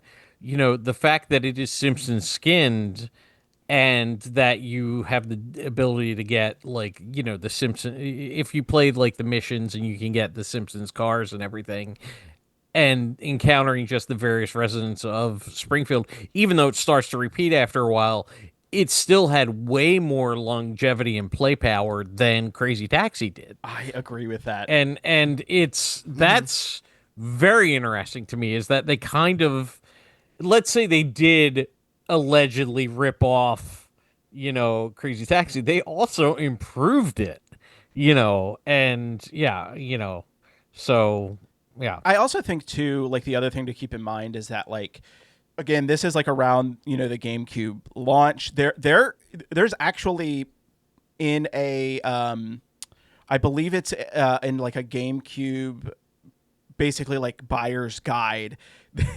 They do like a bunch of, they list like every GameCube game. They actually put Simpsons Road Rage review next to Crazy Taxi. Like, they're on the same page. Yeah. So it's like, I do part of me does wonder if like that plays a role in it too, where it's like because they also say like what Sega wants in their lawsuit is they say they want an immediate stop of sales of the game, and then they want like to recoup a certain amount of money from like the sales that have already happened. Mm-hmm. So like, I think, you know, part of that is saying like they ripped us off. It's coming out around the same time. it's got bigger brand recognition. Of course, like The Simpsons is going to have more pull. And if you have The Simpsons next to Crazy Taxi in like a trade magazine, like where are people's eyes going to be drawn to, even if people are saying The Simpsons game is bad, right? That's true. Yeah, because Crazy Taxi 2 was really new at the time when, when Road Rage came out, because I think it was one of the last games for the Dreamcast.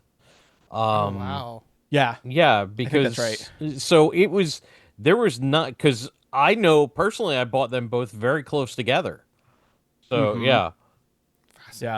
But anyway, it's all really interesting. Part of me wishes Really that is.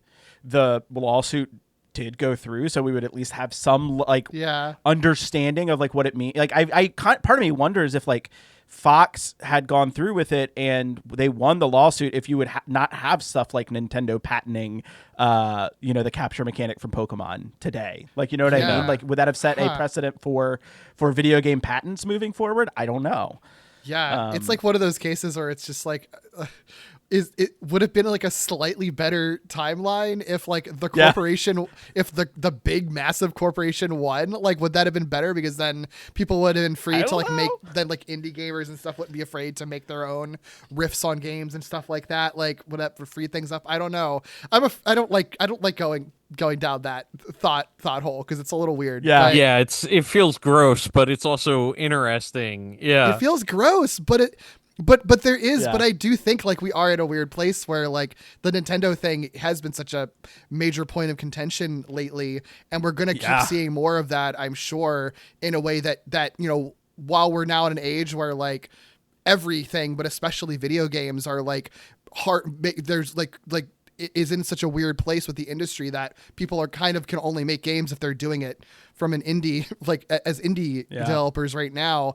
It's only going to be harder for them if there constantly are more patents from these major corporations stopping indie developers from being able to make games that are in any way similar to major games. Like, yeah, it's a weird place that we're at right now. I mean, it's 2025. I guess that's just the, state of the world that we're living in. But there will always be fun under the radar things though that skirt legality. Like one of my favorite games of the past 20 years is just a Donkey Kong skinned game called Donkey Me that replaces the Donkey Kong characters with everything from like Alien to Big Trouble in Little China to Indiana Jones.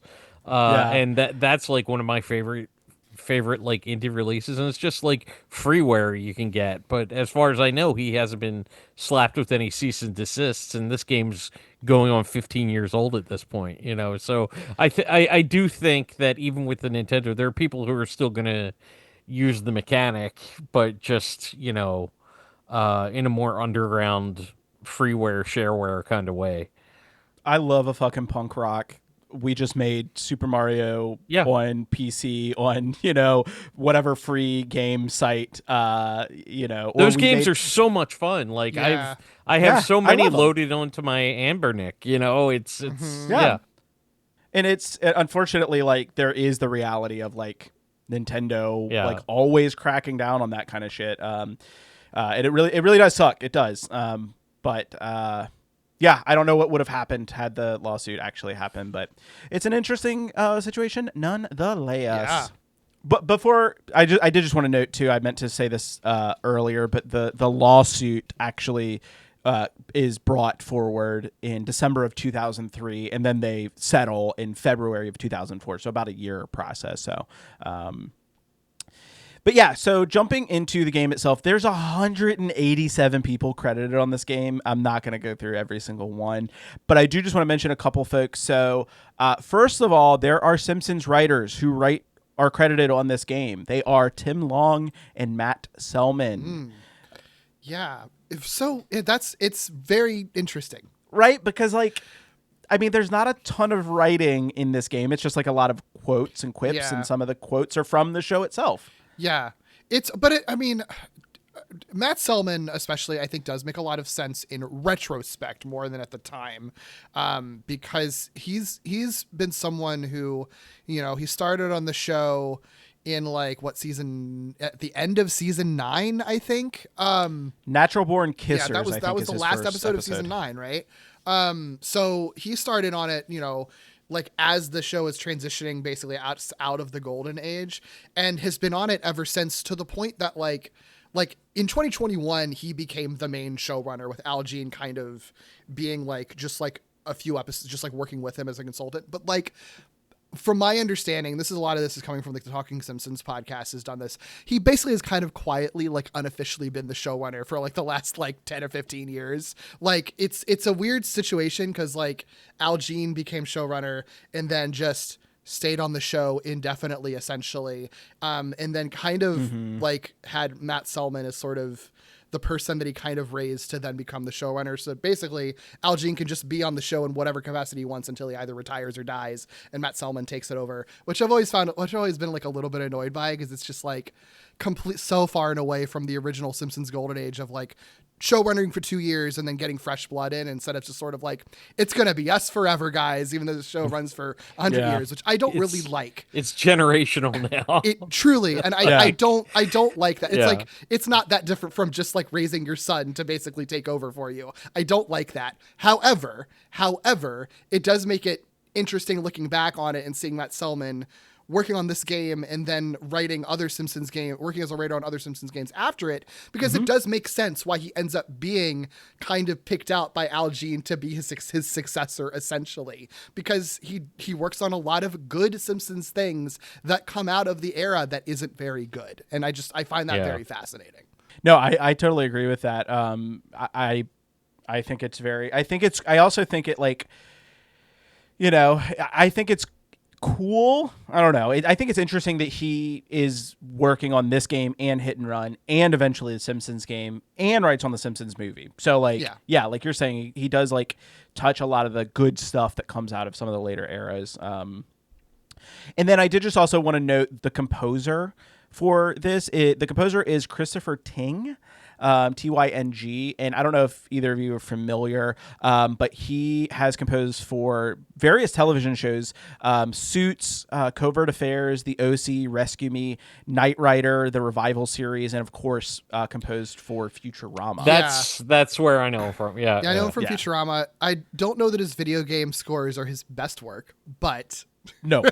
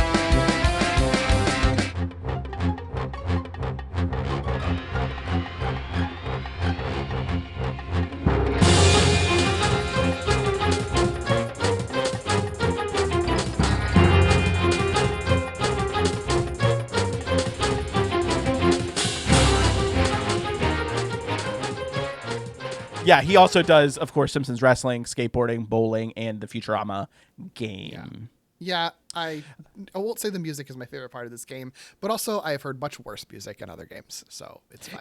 It's not bad. I wish there was more of it and it wasn't so repetitive. I think that's the problem with it. I think still better than the Crazy Taxi music. Sorry, new metal lovers. Sorry that you did it all for the Nookie to no avail. I love that you're comparing The Offspring and Bad Religion to Fred Durst right now. Yeah, that's not in the same zone at all. I'm just being the old man yelling at the cloud. I'm absolutely being the old man yelling at the cloud. I'm like a little bit offended. Like, that's not my favorite genre. Yeah. But it's like Well, marry it, Derek. Marry it. Okay? Marry the Crazy Taxi soundtrack. Jesus Christ. Okay, die mad. So, moving on. Those are the folks that I wanted to talk about. Again, there's a lot of just really talented folks that work on this game. And I will say briefly, I talked a lot about Matt Selman, but like Tim Long also, like a lot of his episodes that he wrote in the latter era are like some of the really good ones from the latter era. So like he's behind the Yvonne Niage episode, you know, like some really great stuff from the latter era. So like you are even though these are like my favorite Simpsons writers ever, like if you're pulling them from the 2000s roster, you're pulling 2 good writers from the 2000s roster, I think, for this. Yeah, absolutely. Absolutely.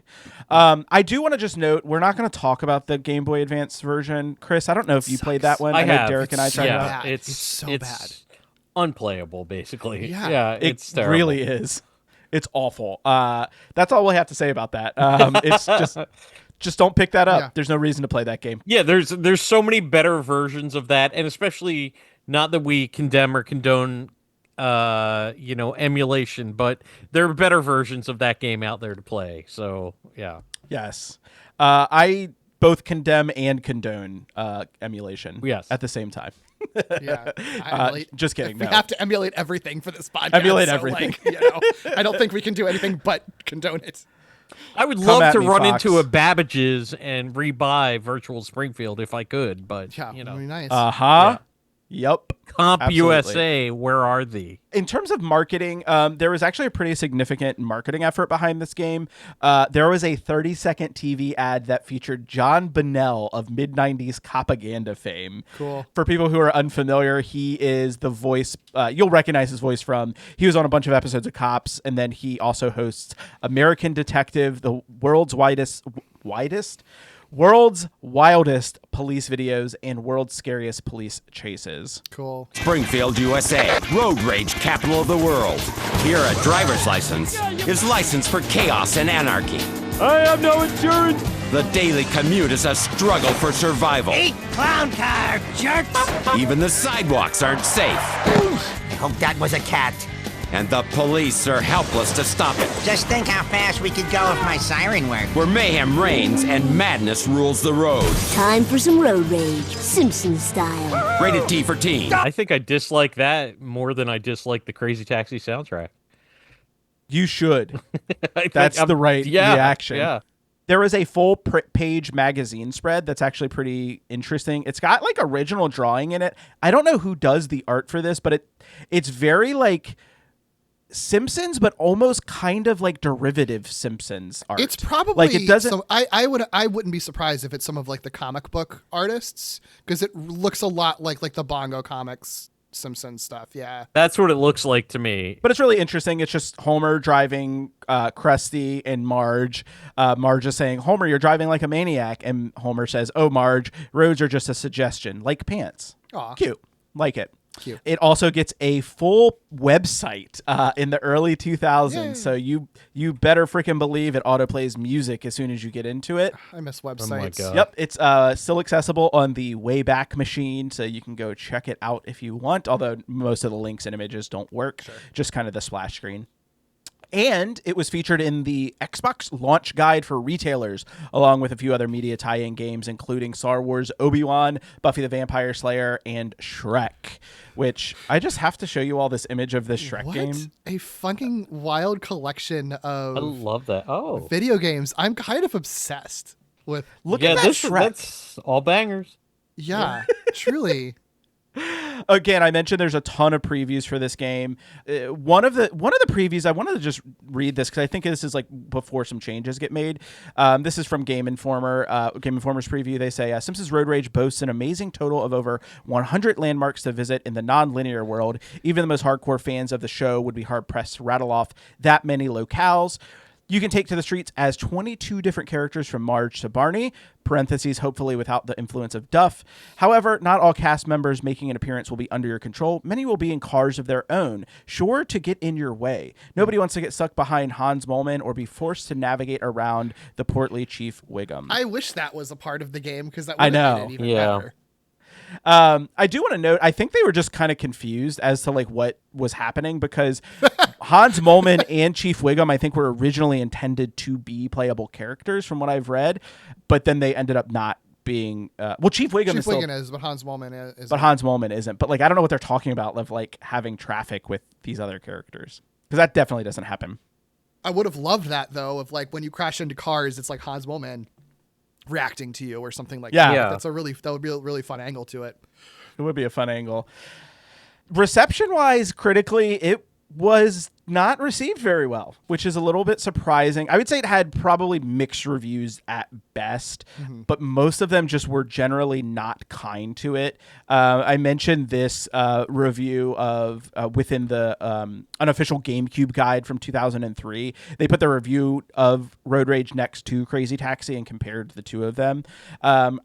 For the most part, the major complaints were around collision detection in the game, and just like random curbs and things like that, stopping momentum, and just things not working the way it feels like they should, which I think, as much as I like this game, is a fair criticism. Yeah, sure. There's so many times when you're driving in this game and you like run into a curb and you're like, I thought I could drive over that, but apparently not. I do think that like I really enjoy this game a lot, but I do think that there maybe is a curve to grade it on where it's like if you either aren't a Simpsons fan, if you're not a Simpsons fan, I imagine that you just wouldn't enjoy this very much. And I do think that it's like when you know the context of how bad 98% of Simpsons games up to this point had been, this game is such a breath of fresh air. And if you're not really judging it from that context, or you're not already a hardcore Simpsons fan, I don't really know if there's really much in this game for you. Because the gameplay, I think, is fun, but has its problems for sure. Chris, do you remember? I assume you gave it a positive review when you reviewed it. I did. I mean, again, most of my game reviewing was always from like a casual gaming point of view, because I reviewed games for an alt weekly at the time, and it was very much just like, hey, if you're a Simpsons fan, you're going to enjoy this. And I think its problems aside, to this day, it is still a very, very fun game that you can just pick up and play. And like, I've held on to my GameCube basically for this, because I love the way like this and Pikmin, are the two things that I've kind of held on to that for. But yeah, it's still like the perfect just pick up and go with it. And to me, it's very nostalgic, and it reminds me of like how great The Simpsons used to be in my life. How much of an influence it would have over me. And this game's kind of like the death knell of that in a lot of ways. For me and my relationship with the franchise. I got back into The Simpsons a little bit when the movie came out, but it's not the same though. If I revisit anything, I'm just going to go back and watch like my favorite episodes and things like that. Yeah. I was trying to see if like your review would show up in Google anywhere. Which I mean, that's all that stuff is like so, buried on the internet. It's not, but I did find your Topless Robot article that mentions Space Taxi and mentions Road Rage. Oh, hell yeah. From 2010. Nice. Yeah. I'm nothing if not repetitive in my writing. Well, it's interesting because I think that the critical reception to there's a chasm between the critical reception and the fan reception. So like this game plus Hit and Run and Hulk Ultimate Destruction sell over 10 million units together. And that's from like an E3 2005 directory guide. The game itself, this game received a Platinum Sales Award from Entertainment and Leisure Software Publishers Association, meaning it sold at least 600,000 units in the UK alone. And then according to Joe McGinn, the lead designer on Hit and Run, Road Rage actually ends up selling about 4 million units total in its lifetime. And it does really, really, really, really well in the rental marketplace. It is like a banger of a rental title. Oh, that totally makes sense though, because this is a really easy game to just play for a little while and then like be done with it if you want to. Like that totally makes sense. And I think that's why this game remains very like nostalgic and very popular with a lot of fans, is probably because I don't remember if I ever bought a copy of this game. I just remember renting it multiple times. And like it is, like you said, it is the perfect rental game because like by the time you're going to end up getting tired of it, like it's like the time is up. Like, to, you know, you're done playing it. It makes the list of the top 10 most rented video games in early December, being rented nearly 40,000 times and generating over 500,000 in rental fees in North America. So that's in December when the PS2 version releases, and I think that's all combined. Yeah. So that's kind of the play, like everything surrounding the game itself. Yeah, it sounds like we all have very fond thoughts of this game. Derek, this was your first time playing it, right? Yes, I've never played this or Crazy Taxi until this podcast. I still have not played Crazy Taxi. So this is my first time playing any sort of Crazy Taxi-esque game, period, I guess, unless I'm sure I played stuff that's like riffed on that, but like officially. Sure. Yeah, so but I knew the basic premise of it. So yeah, but otherwise I was going into it like relatively blind-ish, and had a really great time. I really enjoyed it. This is a game that we're doing for this podcast that I had fun playing and could play.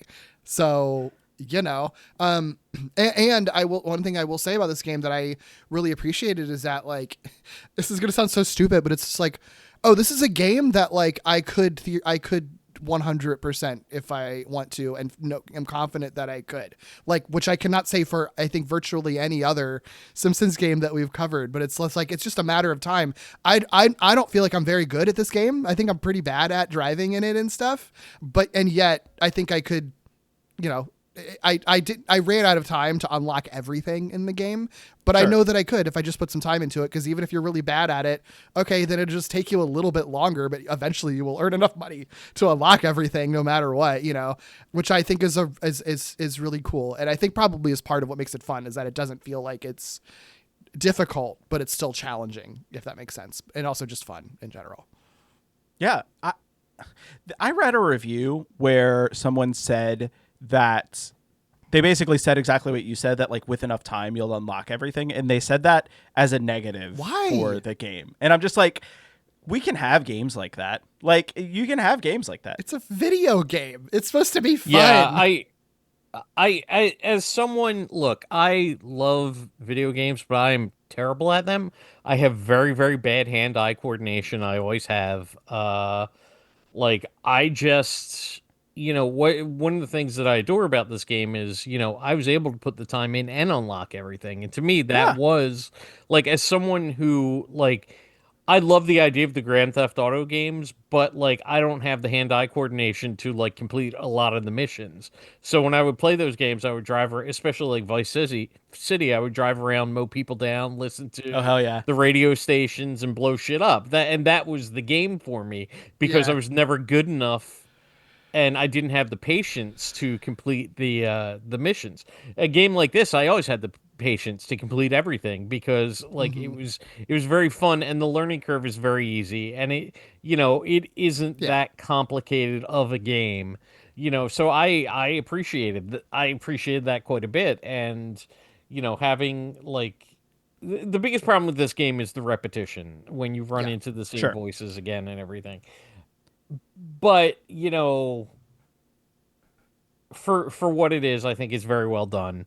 And it's still, like, talking about it, like, I want to hook up my GameCube later. You know, like, it still definitely holds up. Like, I would revisit this. I don't know that I'd revisit Crazy Taxi. I will say I did revisit Crazy Taxi just to do a comparison, and it's actually kind of night and day. The Crazy Taxi has more of a, like, we're going to put time into the car physics of this than Simpsons Road Rage. Simpsons Road Rage is like, physics be damned. Yeah, like, I know some like, aspects. I know some cars drive slightly differently than other cars, but like it doesn't really matter that much. Like, they're not that different from each other ultimately. With the exception, I will say, with the exception of Apu and Snake's cars. Those cars are so fucking fast.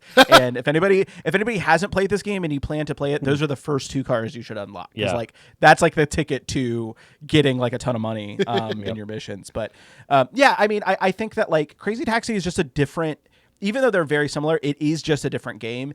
Simpsons doesn't copy like the way in which you can get extra money for doing tricks and stuff like that, which I think is like a little bit of a downside to this game, because one of the things that's really interesting in this game is how often you're just running into shit. Yes. And you are just sending characters from the game flying, and I wish there was like, I don't know that they would give you bonus points for doing that, but I wish there was something other than just the hilarity of the characters ragdolling around the map. Yeah. Well, the fact to be added in. They have missions where it's sort of like you're supposed to hit mascots and shit like that. Like I wish that they kind of, I kind of wish that they maybe hadn't segmented those things out, and it had like, in the main game, you have both your crazy taxi stuff and you have your missions integrated together instead of separating them out. Absolutely. I think that would have been a good choice. I think they were aiming for something like a little bit simpler, I think. But I mean, again, like these are minor. I think my biggest complaint about the game, if I'm being super honest, is that there are a lot of like janky game things for it, like a lot of janky game physics. Again, just like running into things that you shouldn't, like, doesn't seem like you should run into. Like sometimes that can be frustrating. The fact that like you'll have the same object that is sometimes destroyable, but then other times not. It's so confusing. It's random. Yeah. It doesn't make sense. And sometimes I can't tell. I'm like, it's sort of like I'm driving this so fucking fast, and it's like a hedge that there's a road behind, and yet right now I can't drive through it, but then later on I will. Like, it makes no sense, and it's so annoying when you're like looking for shortcuts and things to destroy. It drives me nuts. Like, it's so frustrating. But honestly, like, I can overlook all of that because I think the actual like core of the game, it looks like Springfield.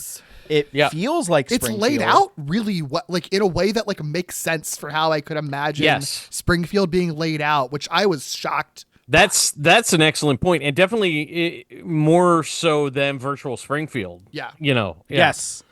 Yeah, and I think so. I mean, we don't need to go through every single character and every single car, or every single location, but there's a lot to unlock in this game, and I think that's also a plus for it as well. And there's jokes like just constantly throughout. Like a great example is Flanders Station Wagon has a license plate, and the license plate is John 143 or JHN 143, and that Bible passage is, and if I go and prepare a place for you, I will come back and take you to be with me, that you may also be where I am. Oh, that's clever. That's great. It's literally like about taxiing.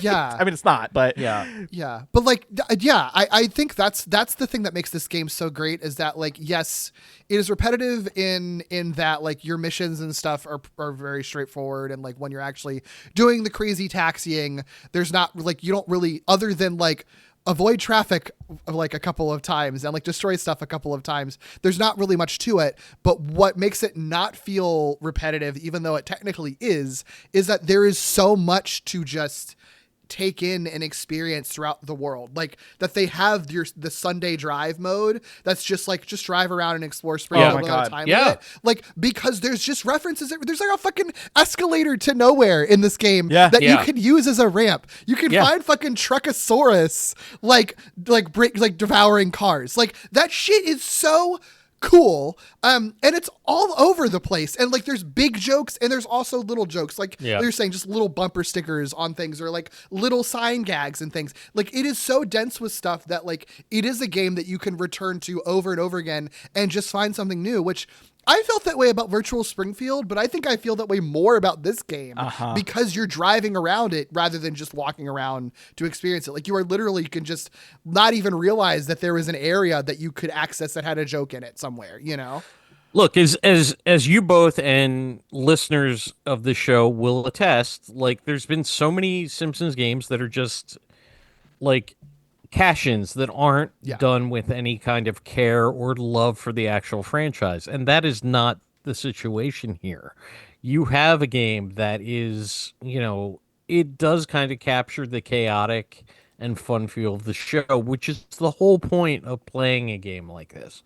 If I look at like Bart versus the Space Mutants compared to this, and it's just like you're in a different universe in terms of giving you play value for immersing you into the Simpsons universe. And when I come to this game, I want to, like I want to drive through Springfield. I want that. Yeah. I want that experience. I want to feel like I'm in the game a little bit. I mean, the show a little bit. And is that what this game accomplishes? Yes. Yeah. And that should be the whole point here. And I do think, even with its problems, it is super fun, and you can just pick this game up, get right into it, and have a good time for a bit, which, as a casual game lover, is everything I am looking for. Right. Out of a gaming experience. This game was not made for, like, quote unquote hardcore gamers. Oh, of course.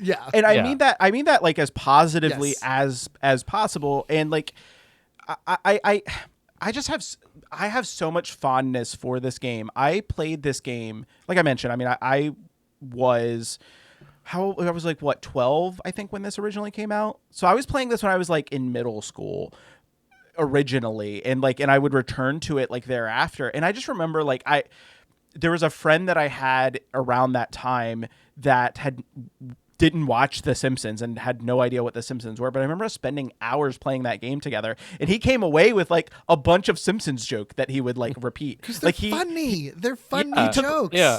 Yes. Yeah. He took away like the I am so smart SMRT, which is like a joke from the show as well. Yeah. But like it is a good, like, that I think is a huge check mark for this game too, is that like even if you're not a Simpsons fan and you play this game, you can like pick up Simpsons humor from it. Yeah. Which is like not something you could say about a lot of Simpsons games. I think that's the thing, is I know, you were saying earlier that it's just like it's funny that this game had like 2 show writers on it, because it's mostly just like quips. It's not like they're people really having dialogue, but I think you can tell that these are actually Simpsons writers working on it, because the times when I think it's the things that they pick from the show to have the characters say in the context that they're saying them, they're smartly picked. Like, they're not necessarily always getting the most popular lines. It's things that like feel relevant and things, but also the things that are written for this game original are very much in the voice of these characters every time. These characters are like, if you want a good like rundown of who these characters are that are in the game, that are in the show,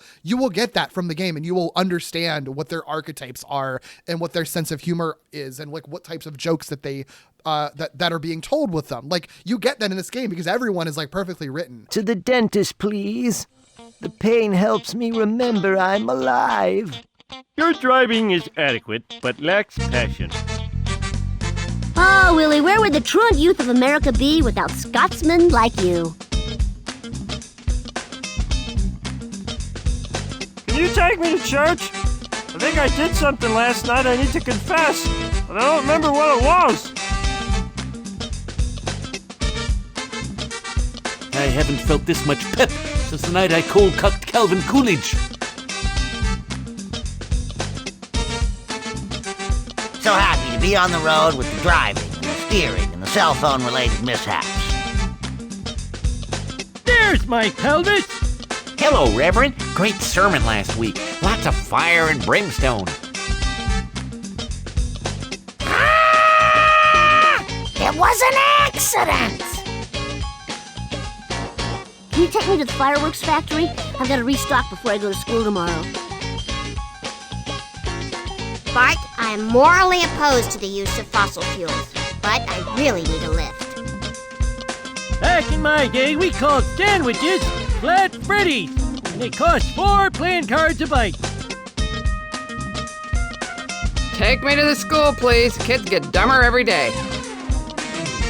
Can you name the truck with 4-wheel drive? Smells like a steak and seats 35. Can you narrow? Can you narrow? All right, a sucker. Milhouse, are you supposed to be out here? Yeah, both my parents lost custody. Can you take me home? Thieves stole my police car. I choo-choo choose you to give me a ride. Worst trip ever. I'll smash your spines. Man, that ride was over faster than Chevy Chase's talk show. Hey, hey! The opening cutscene from this game, there's like a joke from it that that goes around online, and I'm sure a lot of people see it and don't even know what what Simpsons game it comes from. But like, because the setup of this game is that like Mr. Burns has taken over, mass transit in Springfield, and like the buses that he's using, like I think overcharged for, and they're also like nuclear powered, so they irradiate people. We're live in front of City Hall as joyless plutocrat Montgomery Burns is about to unveil his new line of nuclear-powered buses. Behold the Burns Atomic Megabus. Faster, cheaper, and completely safe. Please kill me. That poor man. I hope someone does kill him. And it is a joke that you would hear on the show. Like, it's not from the show, but it is just a scene that you would absolutely see during the golden age of The Simpsons. It is so funny. Julie Kavner's delivering of it, cheerfully saying that, is so fucking funny. Like, it's so good. And like every original joke, I think, in this game does land, like in the way that it should. Yeah, it's just to kind of piggyback on both your points. This game it does serve as like the Simpsons 101 or the Simpsons for Dummies. If you don't know, if you don't know anything about that, this universe somehow. I worked with a guy when I worked at a video retailer, and he was very strange, but we were filling orders one day, and he asked my friend Brian, who I used to work with, he's like, "Hey, Brian, have you ever heard of the show The Simpsons?" And Brian just yelled, "No, John, I've never heard of The Simpsons." And he just walked out of the warehouse back into the office in disgust. Yeah. And I think about that all the time. And yeah, it's just, if you somehow have never heard of The Simpsons, this is the game for you, because you get the vibe. You get the vibe not only of The Simpsons, but The Simpsons at its best, which is something that you're not getting from the show since like 1998. So yeah. Well, and like, I mean, when we had Stick on for Simpsons Wrestling, like, he was very clear that, like, I mean, he had heard of The Simpsons. It's not that scenario, but like, he hadn't watched very much of it at all. So like, his introduction to it that we were basically giving him for this game was The Simpsons Wrestling, and then episodes from like season 12, and it was like, this is and I feel like we kept having to reinforce, like, but The Simpsons is actually good though. Like, this is not like this, like, you're coming at it at the worst possible time, unfortunately, and also some of the worst episodes of that season. But like, if I feel confident that if we had Stick on for this and he played this game, I think he would have a much better understanding and introduction to The Simpsons. Like, I totally agree with you. Yeah, I hope you sent him like a playlist of like season 5 episodes. Like, here, watch. We should do that. Actually, Yeah. We did a disservice not giving him some good episodes to watch. Here's Homer Goes to College. Okay, nerds, I don't know off the top of my head if it's season 5. I think it is, but I actually don't know. think you're right. I'm pretty sure that is season 5. But like season 5, I also believe is Marge versus the Monorail. That's season 4. And that's 4. Okay, see? This is why. But like 4 and 5 are like the episodes that have like so many of my favorites, and it's yeah. Even up to like I'll go up to like 8, Yeah, there's like references to all of that too in this. Like, you have the monorail, like it's like the remnants of the monorail. I love that it's still like on fire from the monorail. It's still on fire. It's so funny. Amazing.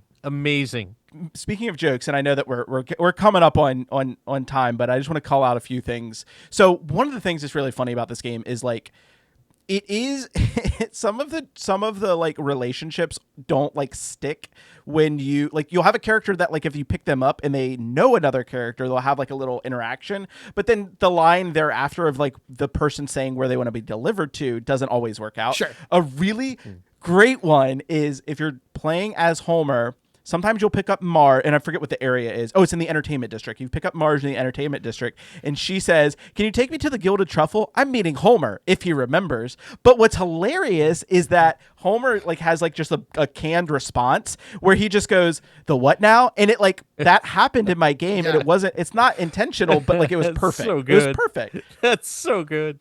That's so funny. Yeah, the randomization sometimes makes it funny, or sometimes. Absolutely. There's like one point where like if Marge picks up Krabappel, one of Krabappel's like canned things that she says all the time is, "Oh, I've had enough of those kids," and Marge's response is just, "Easy come, easy go." It's like. It's like, are you going to kill the kids? Is that the implication? Speaking of Krabappel, in the entertainment district as well, she can ask to be taken to the She lounge, which I was like, this game, yes, I love that. Canonically makes Krabappel pansexual. Like, it's so good. Love it. It's so good. There's one point where it's like he doesn't mention it, but like you pick up the sea captain and he wants you to take him to Smithers' apartment, and I'm like, yes, I have questions. I'd like to see what's happening between Sea Captain and Smithers' apartment. Like, I ship that. It's so funny. Like, it's just like, yeah, it's because of the light randomization, but like it never feels wrong. It's just either it makes sense, or if it doesn't make sense, it's funny. And I want to know more about it because it's Springfield. Yeah. All these characters have had some weird interaction, you know, at one point or another. Oh, it's great. I also, just like you mentioned, like some of the lines for the game. I think this is my favorite line. Again, in the entertainment district, when you pick up Jasper, he says, one of the places he can go to is the donut store, and he says, "Donut store, please. I'm thinking about buying a donut." And it's just like that. Fucking, but it's so Jasper. It's so It's so fucking good. Yeah. It like there's so many great examples of that. Another one that I just needed to say that I really liked. This might have been intentional because of the placement, but you can pick up Reverend Lovejoy standing next to Truckosaurus, and he's asking to go to the hospital. Like.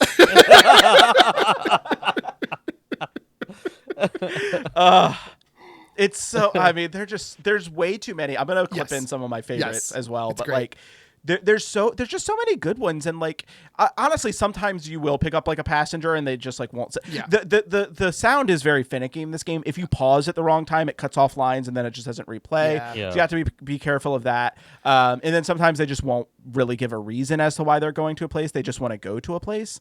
But when they do give you a line and give you a reason, it's like always funny. Like I always think it's really good. Yeah. I agree. Also one that I like, Comic Book Guy, when you're being really fast, he'll be like, "Wow, you did it at warp 10," which if that was true, you would devolve into salamanders that would then fucking have salamander babies, according to the best episode of Star Trek Voyager. Yes. So, yes. You know. Yes. He's got some. Comic Book Guy has some great lines. Yeah, and they all will react based on like how fast you're going, how fast you got there. Yeah. Do you all have a favorite character to play as? I'll ask that. For me, I would definitely. This is the most average answer, but Homer, just because it's just. He's great. It's Homer. I mean, and the car drives well too. Like it's a very. I think that's it. It's like it. It's obviously it's like one of the ones you start with. Yeah, but I think it's like an easy one to pick up. Like you don't have to deal with any bullshit with just the sedan, you know. But just like Dan Castellaneta's like vocal performance, just in the game. I mean, on the show too, obviously. But like, it's only in the game. That's only in the game. I think he's only funny in the game. But no, it's just it's like hanging out with Homer and for like that's the best. No one phones it in this game, which I'm really impressed. It's really good voice acting. Like it's very like I mean it's like Harry. The fact that you have Harry Shearer doing this and he's like actually like they give Giving him a performance. They give him a lot to do because he has to voice many of his characters and he does all of them very well. And the fact that they still get like Marsha Wallace as Krabappel, she doesn't have a car. She's just an incidental character. They had her in to record lines, you know, like same with Pamela Hayden, like Milhouse isn't a car, but like they have her in there to voice Milhouse, and I don't think anyone else. You know, like it's just like the fact that they got the entire extended cast that they had at the time, I guess except for Maggie Roswell for reasons. They got the entire. She's canonically dead. Oh yeah, because Flanders is like, says, I'm coming to join you, Maud.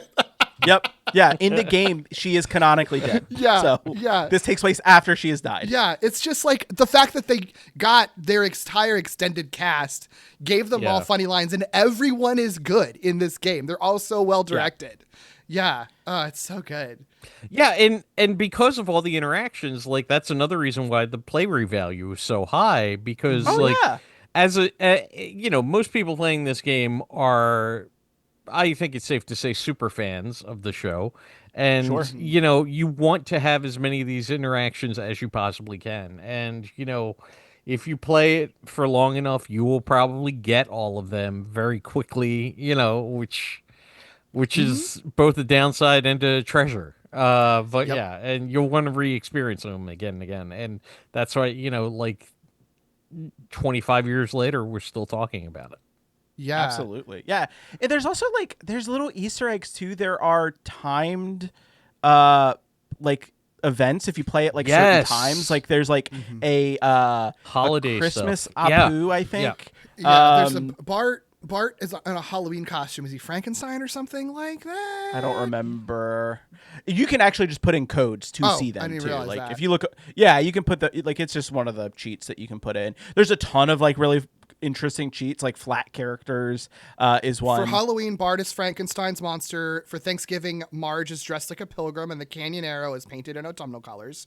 Christmas is Santa Apu, and New Year's, Krusty is wearing a tuxedo and a party hat, and his car is decorated with confetti and champagne bottle decals. I love that. That's so fun. That attention to detail. Such a nice little touch. Yeah. Yeah. It's wild. I mean, I just think that this is again, it might be just me being super nostalgic for this game, but I don't think it is because I didn't play it originally and I loved it. Yeah. So it's not a nostalgia thing. I really think that and I think too, I think that this is still a fan loved game to this day. I mentioned the chasm between a lot of more hardcore game outlet reviews and then fan reaction. I think to this day, I was actually because I didn't look at reviews at the time when I played this. I kind of half expected to look at the reviews for this game, and it'd be pretty glowing reviews. I did. Yeah. And when I saw that most of the reviews were negative one, I was like, whoa, interesting. Yeah. What's happening here? Yeah. And I really think that it really is a big thing that is whether or not you were a fan of the game. And I also part of me also wonders, and this is not something I'm really that interested in looking too deeply into, but part of me also wonders if this is at a time when the gaming industry is shifting a lot and it's getting more into I don't know. Well, if there's just I can give some context on this because it was this game was considered frivolous and licensed games in general just weren't respected. Yeah.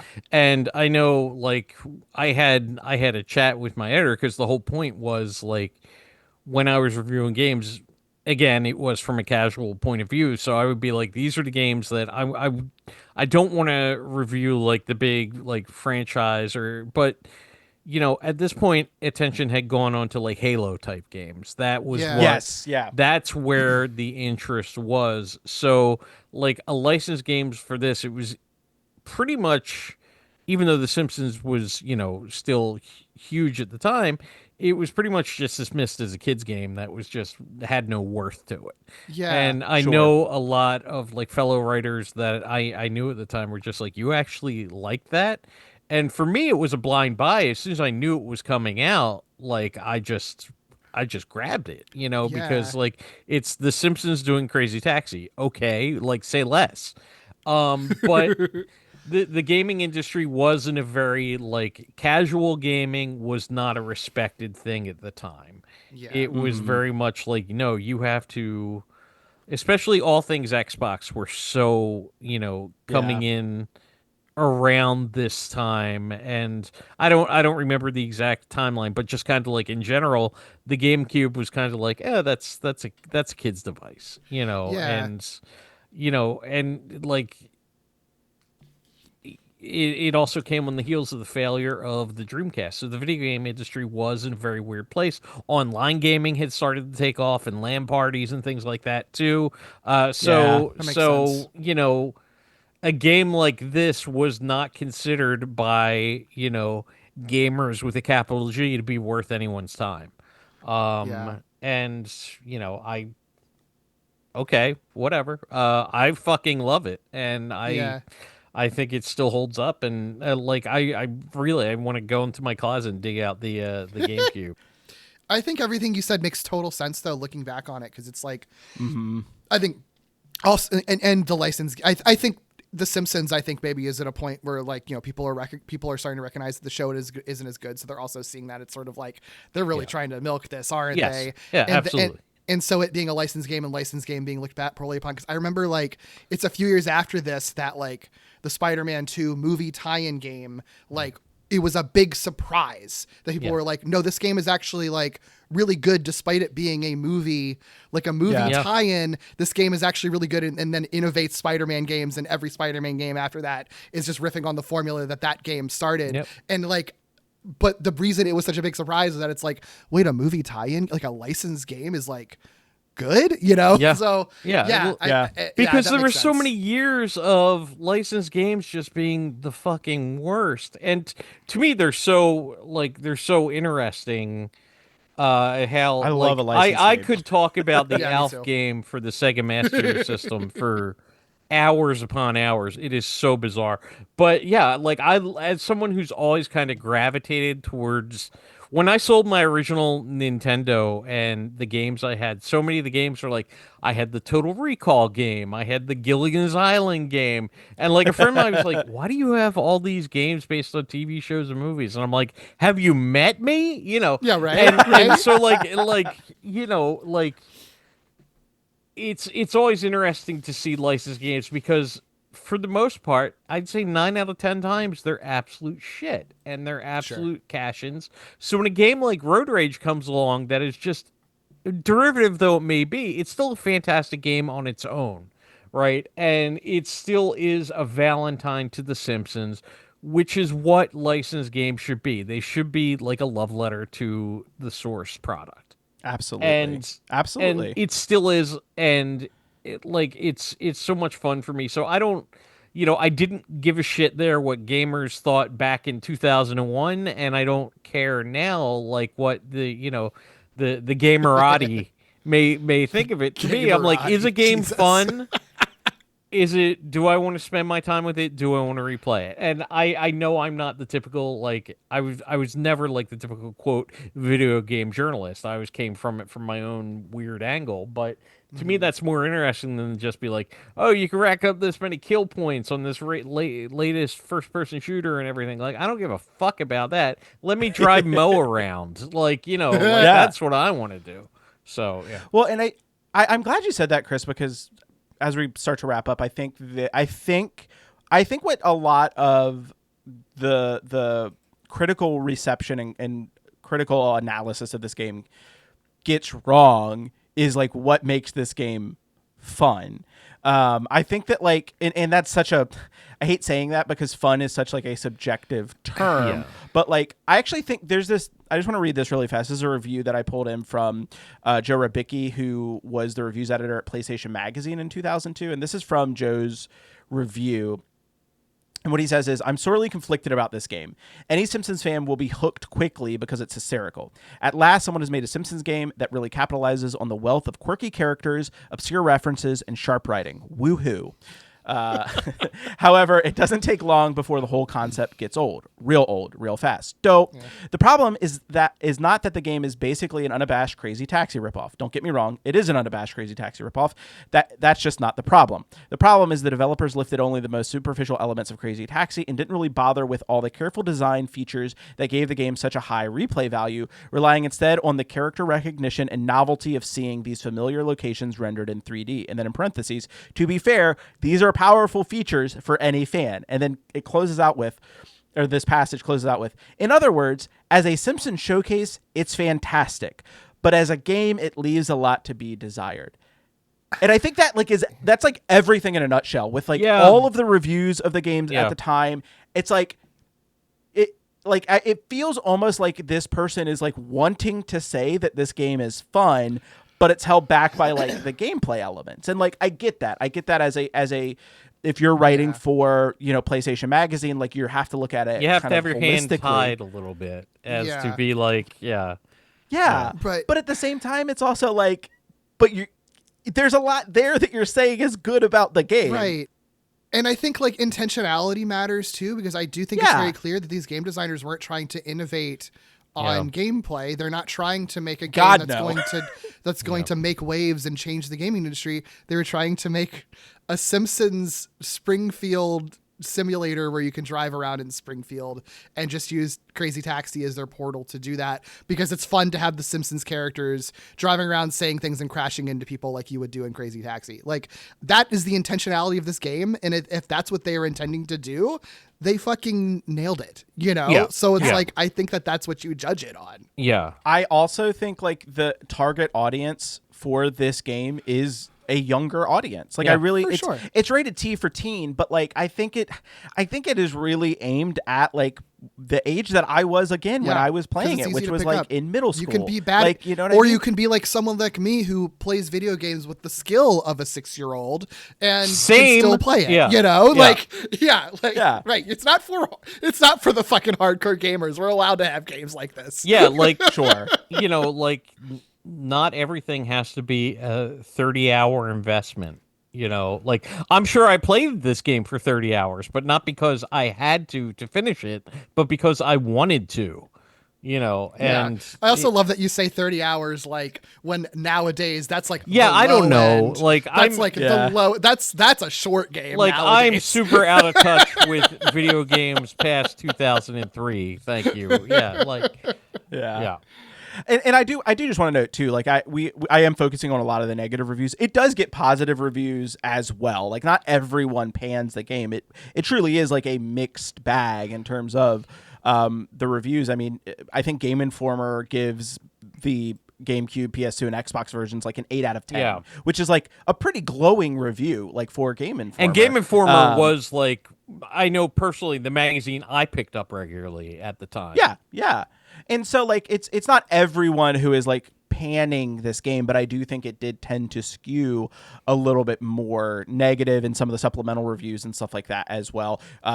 Everyone hated the Game Boy version, so just FYI on that.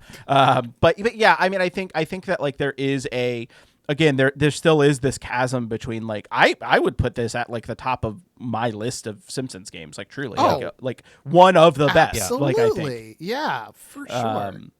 So, anything else that y'all want to mention about this game? I know we talked at length about a bunch of different things. We didn't get into all of. There's a lot to talk about. We didn't talk about every single character, but I mean, you can look up lists of references from this game. I mean, because it would be fun for us to just go through them. You know, just play the game is my advice to fun everyone. Game. It's not hard to emulate to emulate either. It actually emulates really well. It's really, really a rewarding experience. You know, especially if you love the golden age of Simpsons, it captures that vibe perfectly. Yeah, and absolutely, and unlike a lot of other games, if you like complete it, the rewards aren't just like one end title screen. You actually get to drive the Homer car at the end if you want. You get a fun like Kang and Kodos cutscene at the end of it. Like, you get fun rewards for playing it. And you know, we played many games where you get to the end of it and it just kind of stops, and then it's like, oh, I played a bad game and got no rewards out of it. Great, cool. This game's not like that. You have fun, and then it's satisfying when you finish it. And then you can go back and replay it again and discover more funny little jokes, like Hans Moleman saying, "Take me somewhere happy," and the place you're taking them is Patty and Selma's place. Like, funny fucking jokes like that. It's such a good game. Amazing. It's wild. Oh, well, Chris, cannot thank you enough for joining us for this ride, pun intended. If folks wanted to follow you, and we didn't even talk about Sci-Fi Explosion, some of the stuff that you're working on, go ahead. This is your time to plug whatever it is that you want to plug. Well, first off, Tommy and Derek, I really, really want to thank you. Like, as I said, like when I requested to talk about this game because I do love it so much. So I do this show called Sci-Fi Explosion. It is basically a celebration of how science fiction has permeated every aspect of our lives in ways we don't realize it, right? And I do that through a very, like, kind of weird audio-video lens, lots of found footage, things like that. It all came out of the music video for Billy Ocean's Loverboy, which is basically a Star Wars ripoff which was done after Star Wars was originally out of the theaters. People forget in 1985 Star Wars was considered a dead franchise, but Billy Ocean didn't care because he did he did two separate music videos with the sci-fi theme for the song Loverboy.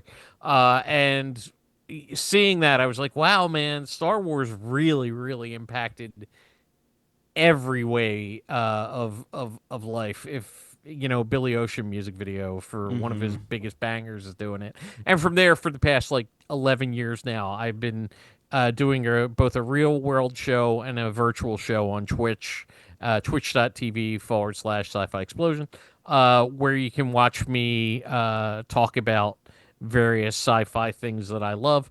I every Saturday morning, twitch.tv/sci-fi explosion. Going to give that again. You can watch Cosmic Cartoons, which is a Saturday morning cartoon experience that I edit together every week that has old episodes of TV shows, vintage commercials, public service announcements, things like that. And I do other streaming from time to time. Derek, once a month, he puts together a show called Tokusatsu Thursday that runs on Sci-Fi Explosion on the Twitch channel, and that is we have our next one actually comes out the next day. Yes, the day, if you're listening to this today, this episode drops tomorrow at 7:30 Eastern time. So 7:30 p.m. at twitch.tv Sci-Fi Explosion. See what monster kaiju fun we have for you and other treats. And basically, you can find me on your favorite social media waste of time of choice at Sci-Fi Explosion. Mainly, I only use Instagram, Blue Sky, and Letterboxd these days. But you can give me a follow anywhere. And I just love talking about this stuff. I think it's very important that, people don't forget the fun things in life when our world is burning. Yeah. Like the Springfield tire fire, always burning. No, I agree with that. And I also think, I have wanted to have you on the show too, because I think what you do with Sci-Fi Explosion, I think is such a great example of a love of, like, I know you're not doing it to preserve media necessarily, but it is like a love of like media and getting people to experience media that is maybe harder to come by a lot of the times. And I think that's a lot of what we love about doing this show too, is like a lot of these games, like Derek mentioned, we emulate pretty much all of the games that we get. I have bought a bunch of them. I'm not saying that to like cover my ass or anything like that, but I think that there is like an aspect of like media loss, right? Yeah. That is happening, that, Sci-Fi Explosion, I think also is in that world, right? Of like, you're just showing these, like you said, preservation. It's preservation, and too, like, I feel like there's so many, there's a lot of found footage things, and I'm not denigrating any of them, but like for me, I'm not interested in like being snarky or goofing or shitting upon things. The stuff I show is like, my thing is all about like celebrating and like really, really honoring and enjoying all the stuff I show, even if it is like objectively shitty or ridiculous. Like I still love to be like, hey, this is great. I love this. I think you'll love this too. Yeah, so I just like being like an MC of, it's the kind of stuff that I want to, I want to ingest in my life. So, I'm not interested in like, not everyone needs to be MST3K. Exactly. Most people who try to be yes are not as funny as they think they are. Yes. Either. Yeah. It's just like, I don't have the interest in that. I just would rather, it's kind of like my glorified version of show and tell. And that's kind of what I try to do in my life in general, is be like, oh, I'm really obsessed with this thing here. I want to share it with you, and I hope you become obsessed with it too. And that hits so close to home for me. Like that's like the whole kind of ridiculous thing I'm trying to put out into the world, because it's not ridiculous. It's actually lovely in a time like now. So yeah, I love it, and I love. Whenever I get to guest on any Glitterjaw show, it's always an absolute pleasure and honor. Oh, thank you. Well, I can't speak for the whole podcast, but I will. We love having you. I don't. This is a terrible time for me. Miserable. But truly, thank you so much, Chris, for being here. This was an absolute blast, and I love that you loved the game because I love the game, and I loved being able to. If you had come on and you were like, "This is the worst game I ever played," it was going to be a really bad time, and I'm so glad that wasn't the case. I should set up. I didn't think that was going to be. I should set up a camera here because in about 5 minutes, I'm going to venture into my closet that is like sitcom packed from ceiling to floor, looking for my GameCube, and everything will fall out atop me, and that will be it. Well, be safe. Yes, thank you. Of course, as for us, if you want to keep playing along with Derek and I next month, we're going to grab a board and shred Springfield as we take on Simpsons skateboarding. Speaking of like Offspring and new metal, we're going to be fucking skateboarding. That's like right in that fucking world, huh? You know it. We're going to be talking about some soundtracks, I bet. Oh, boy. Of course, if our ideas are intriguing to you and you wish to subscribe to our newsletter, be sure to follow us on Instagram. We are at Simpsons Gaming Pod. You can also email us questions, corrections, or just Simpsons quotes you really like. And especially if you got some Simpsons quotes from this game that you really like, send them to us at simpsonsgaming@gmail.com. You can also follow us each individually. Derek, where are you located in this galaxy? That's not what I meant to say. Wrong That's podcast. from my other show. Wrong podcast. Derek, where can folks find you online and listen to your other stuff? You can find me most places at Derek B. Gale. My other podcasts include Walloping Websnappers, where we do deep dives into every Spider-Man cartoon ever made. Every made? Is that what I said? Ever made. Also Skreeonk, where we look at Godzilla films and kaiju adjacent films with Godzilla. Chris was on an episode on Space Amoeba pretty recently this month. And Falling with Style, where we looked at the Pixar films, but have also veered and swerved into other media along the same lines. And also Gimmicks, where we look at high concept and structure breaking episodes of television. What about you, Tommy? As for me, I am at Awkward Comma on social media platforms. You can also check out my other show, Distant Echoes, a Star Wars podcast, where my partner Cass and I watch each episode of every Star Wars TV series in whatever order we please. We had Chris on this past year to help us talk about Star Wars droids, and that was a very fun series, and we loved having Chris on to talk about that episode with us. So go check that episode out, and go check out... That was a lot of fun. Yeah, and go check out Toku Thursday tomorrow. I'm going to have a link in the description for that. This podcast is also a proud member of the Glitterjaw Podcast Collective. If you're looking for other queer media podcasts, you can check out the full roster of Glitterjaw shows at glitterjaw.com. Our incredible theme music was recorded by the band whose name you love to touch, but you mustn't touch. That's right, it's Max Power. A few of those dudes are now in a Taylor Swift cover band called Taylor's Version. Absolutely go give them a follow. They are Taylor's Version VA on social. And remember, as always, tell your parents to listen to Lee Carvallo's potting challenge. And don't sit on my handheld and go to hell. I also love, and don't sit on my nachos, or watch my nachos. Yeah. That's another good one from Homer. Go to hell, everyone.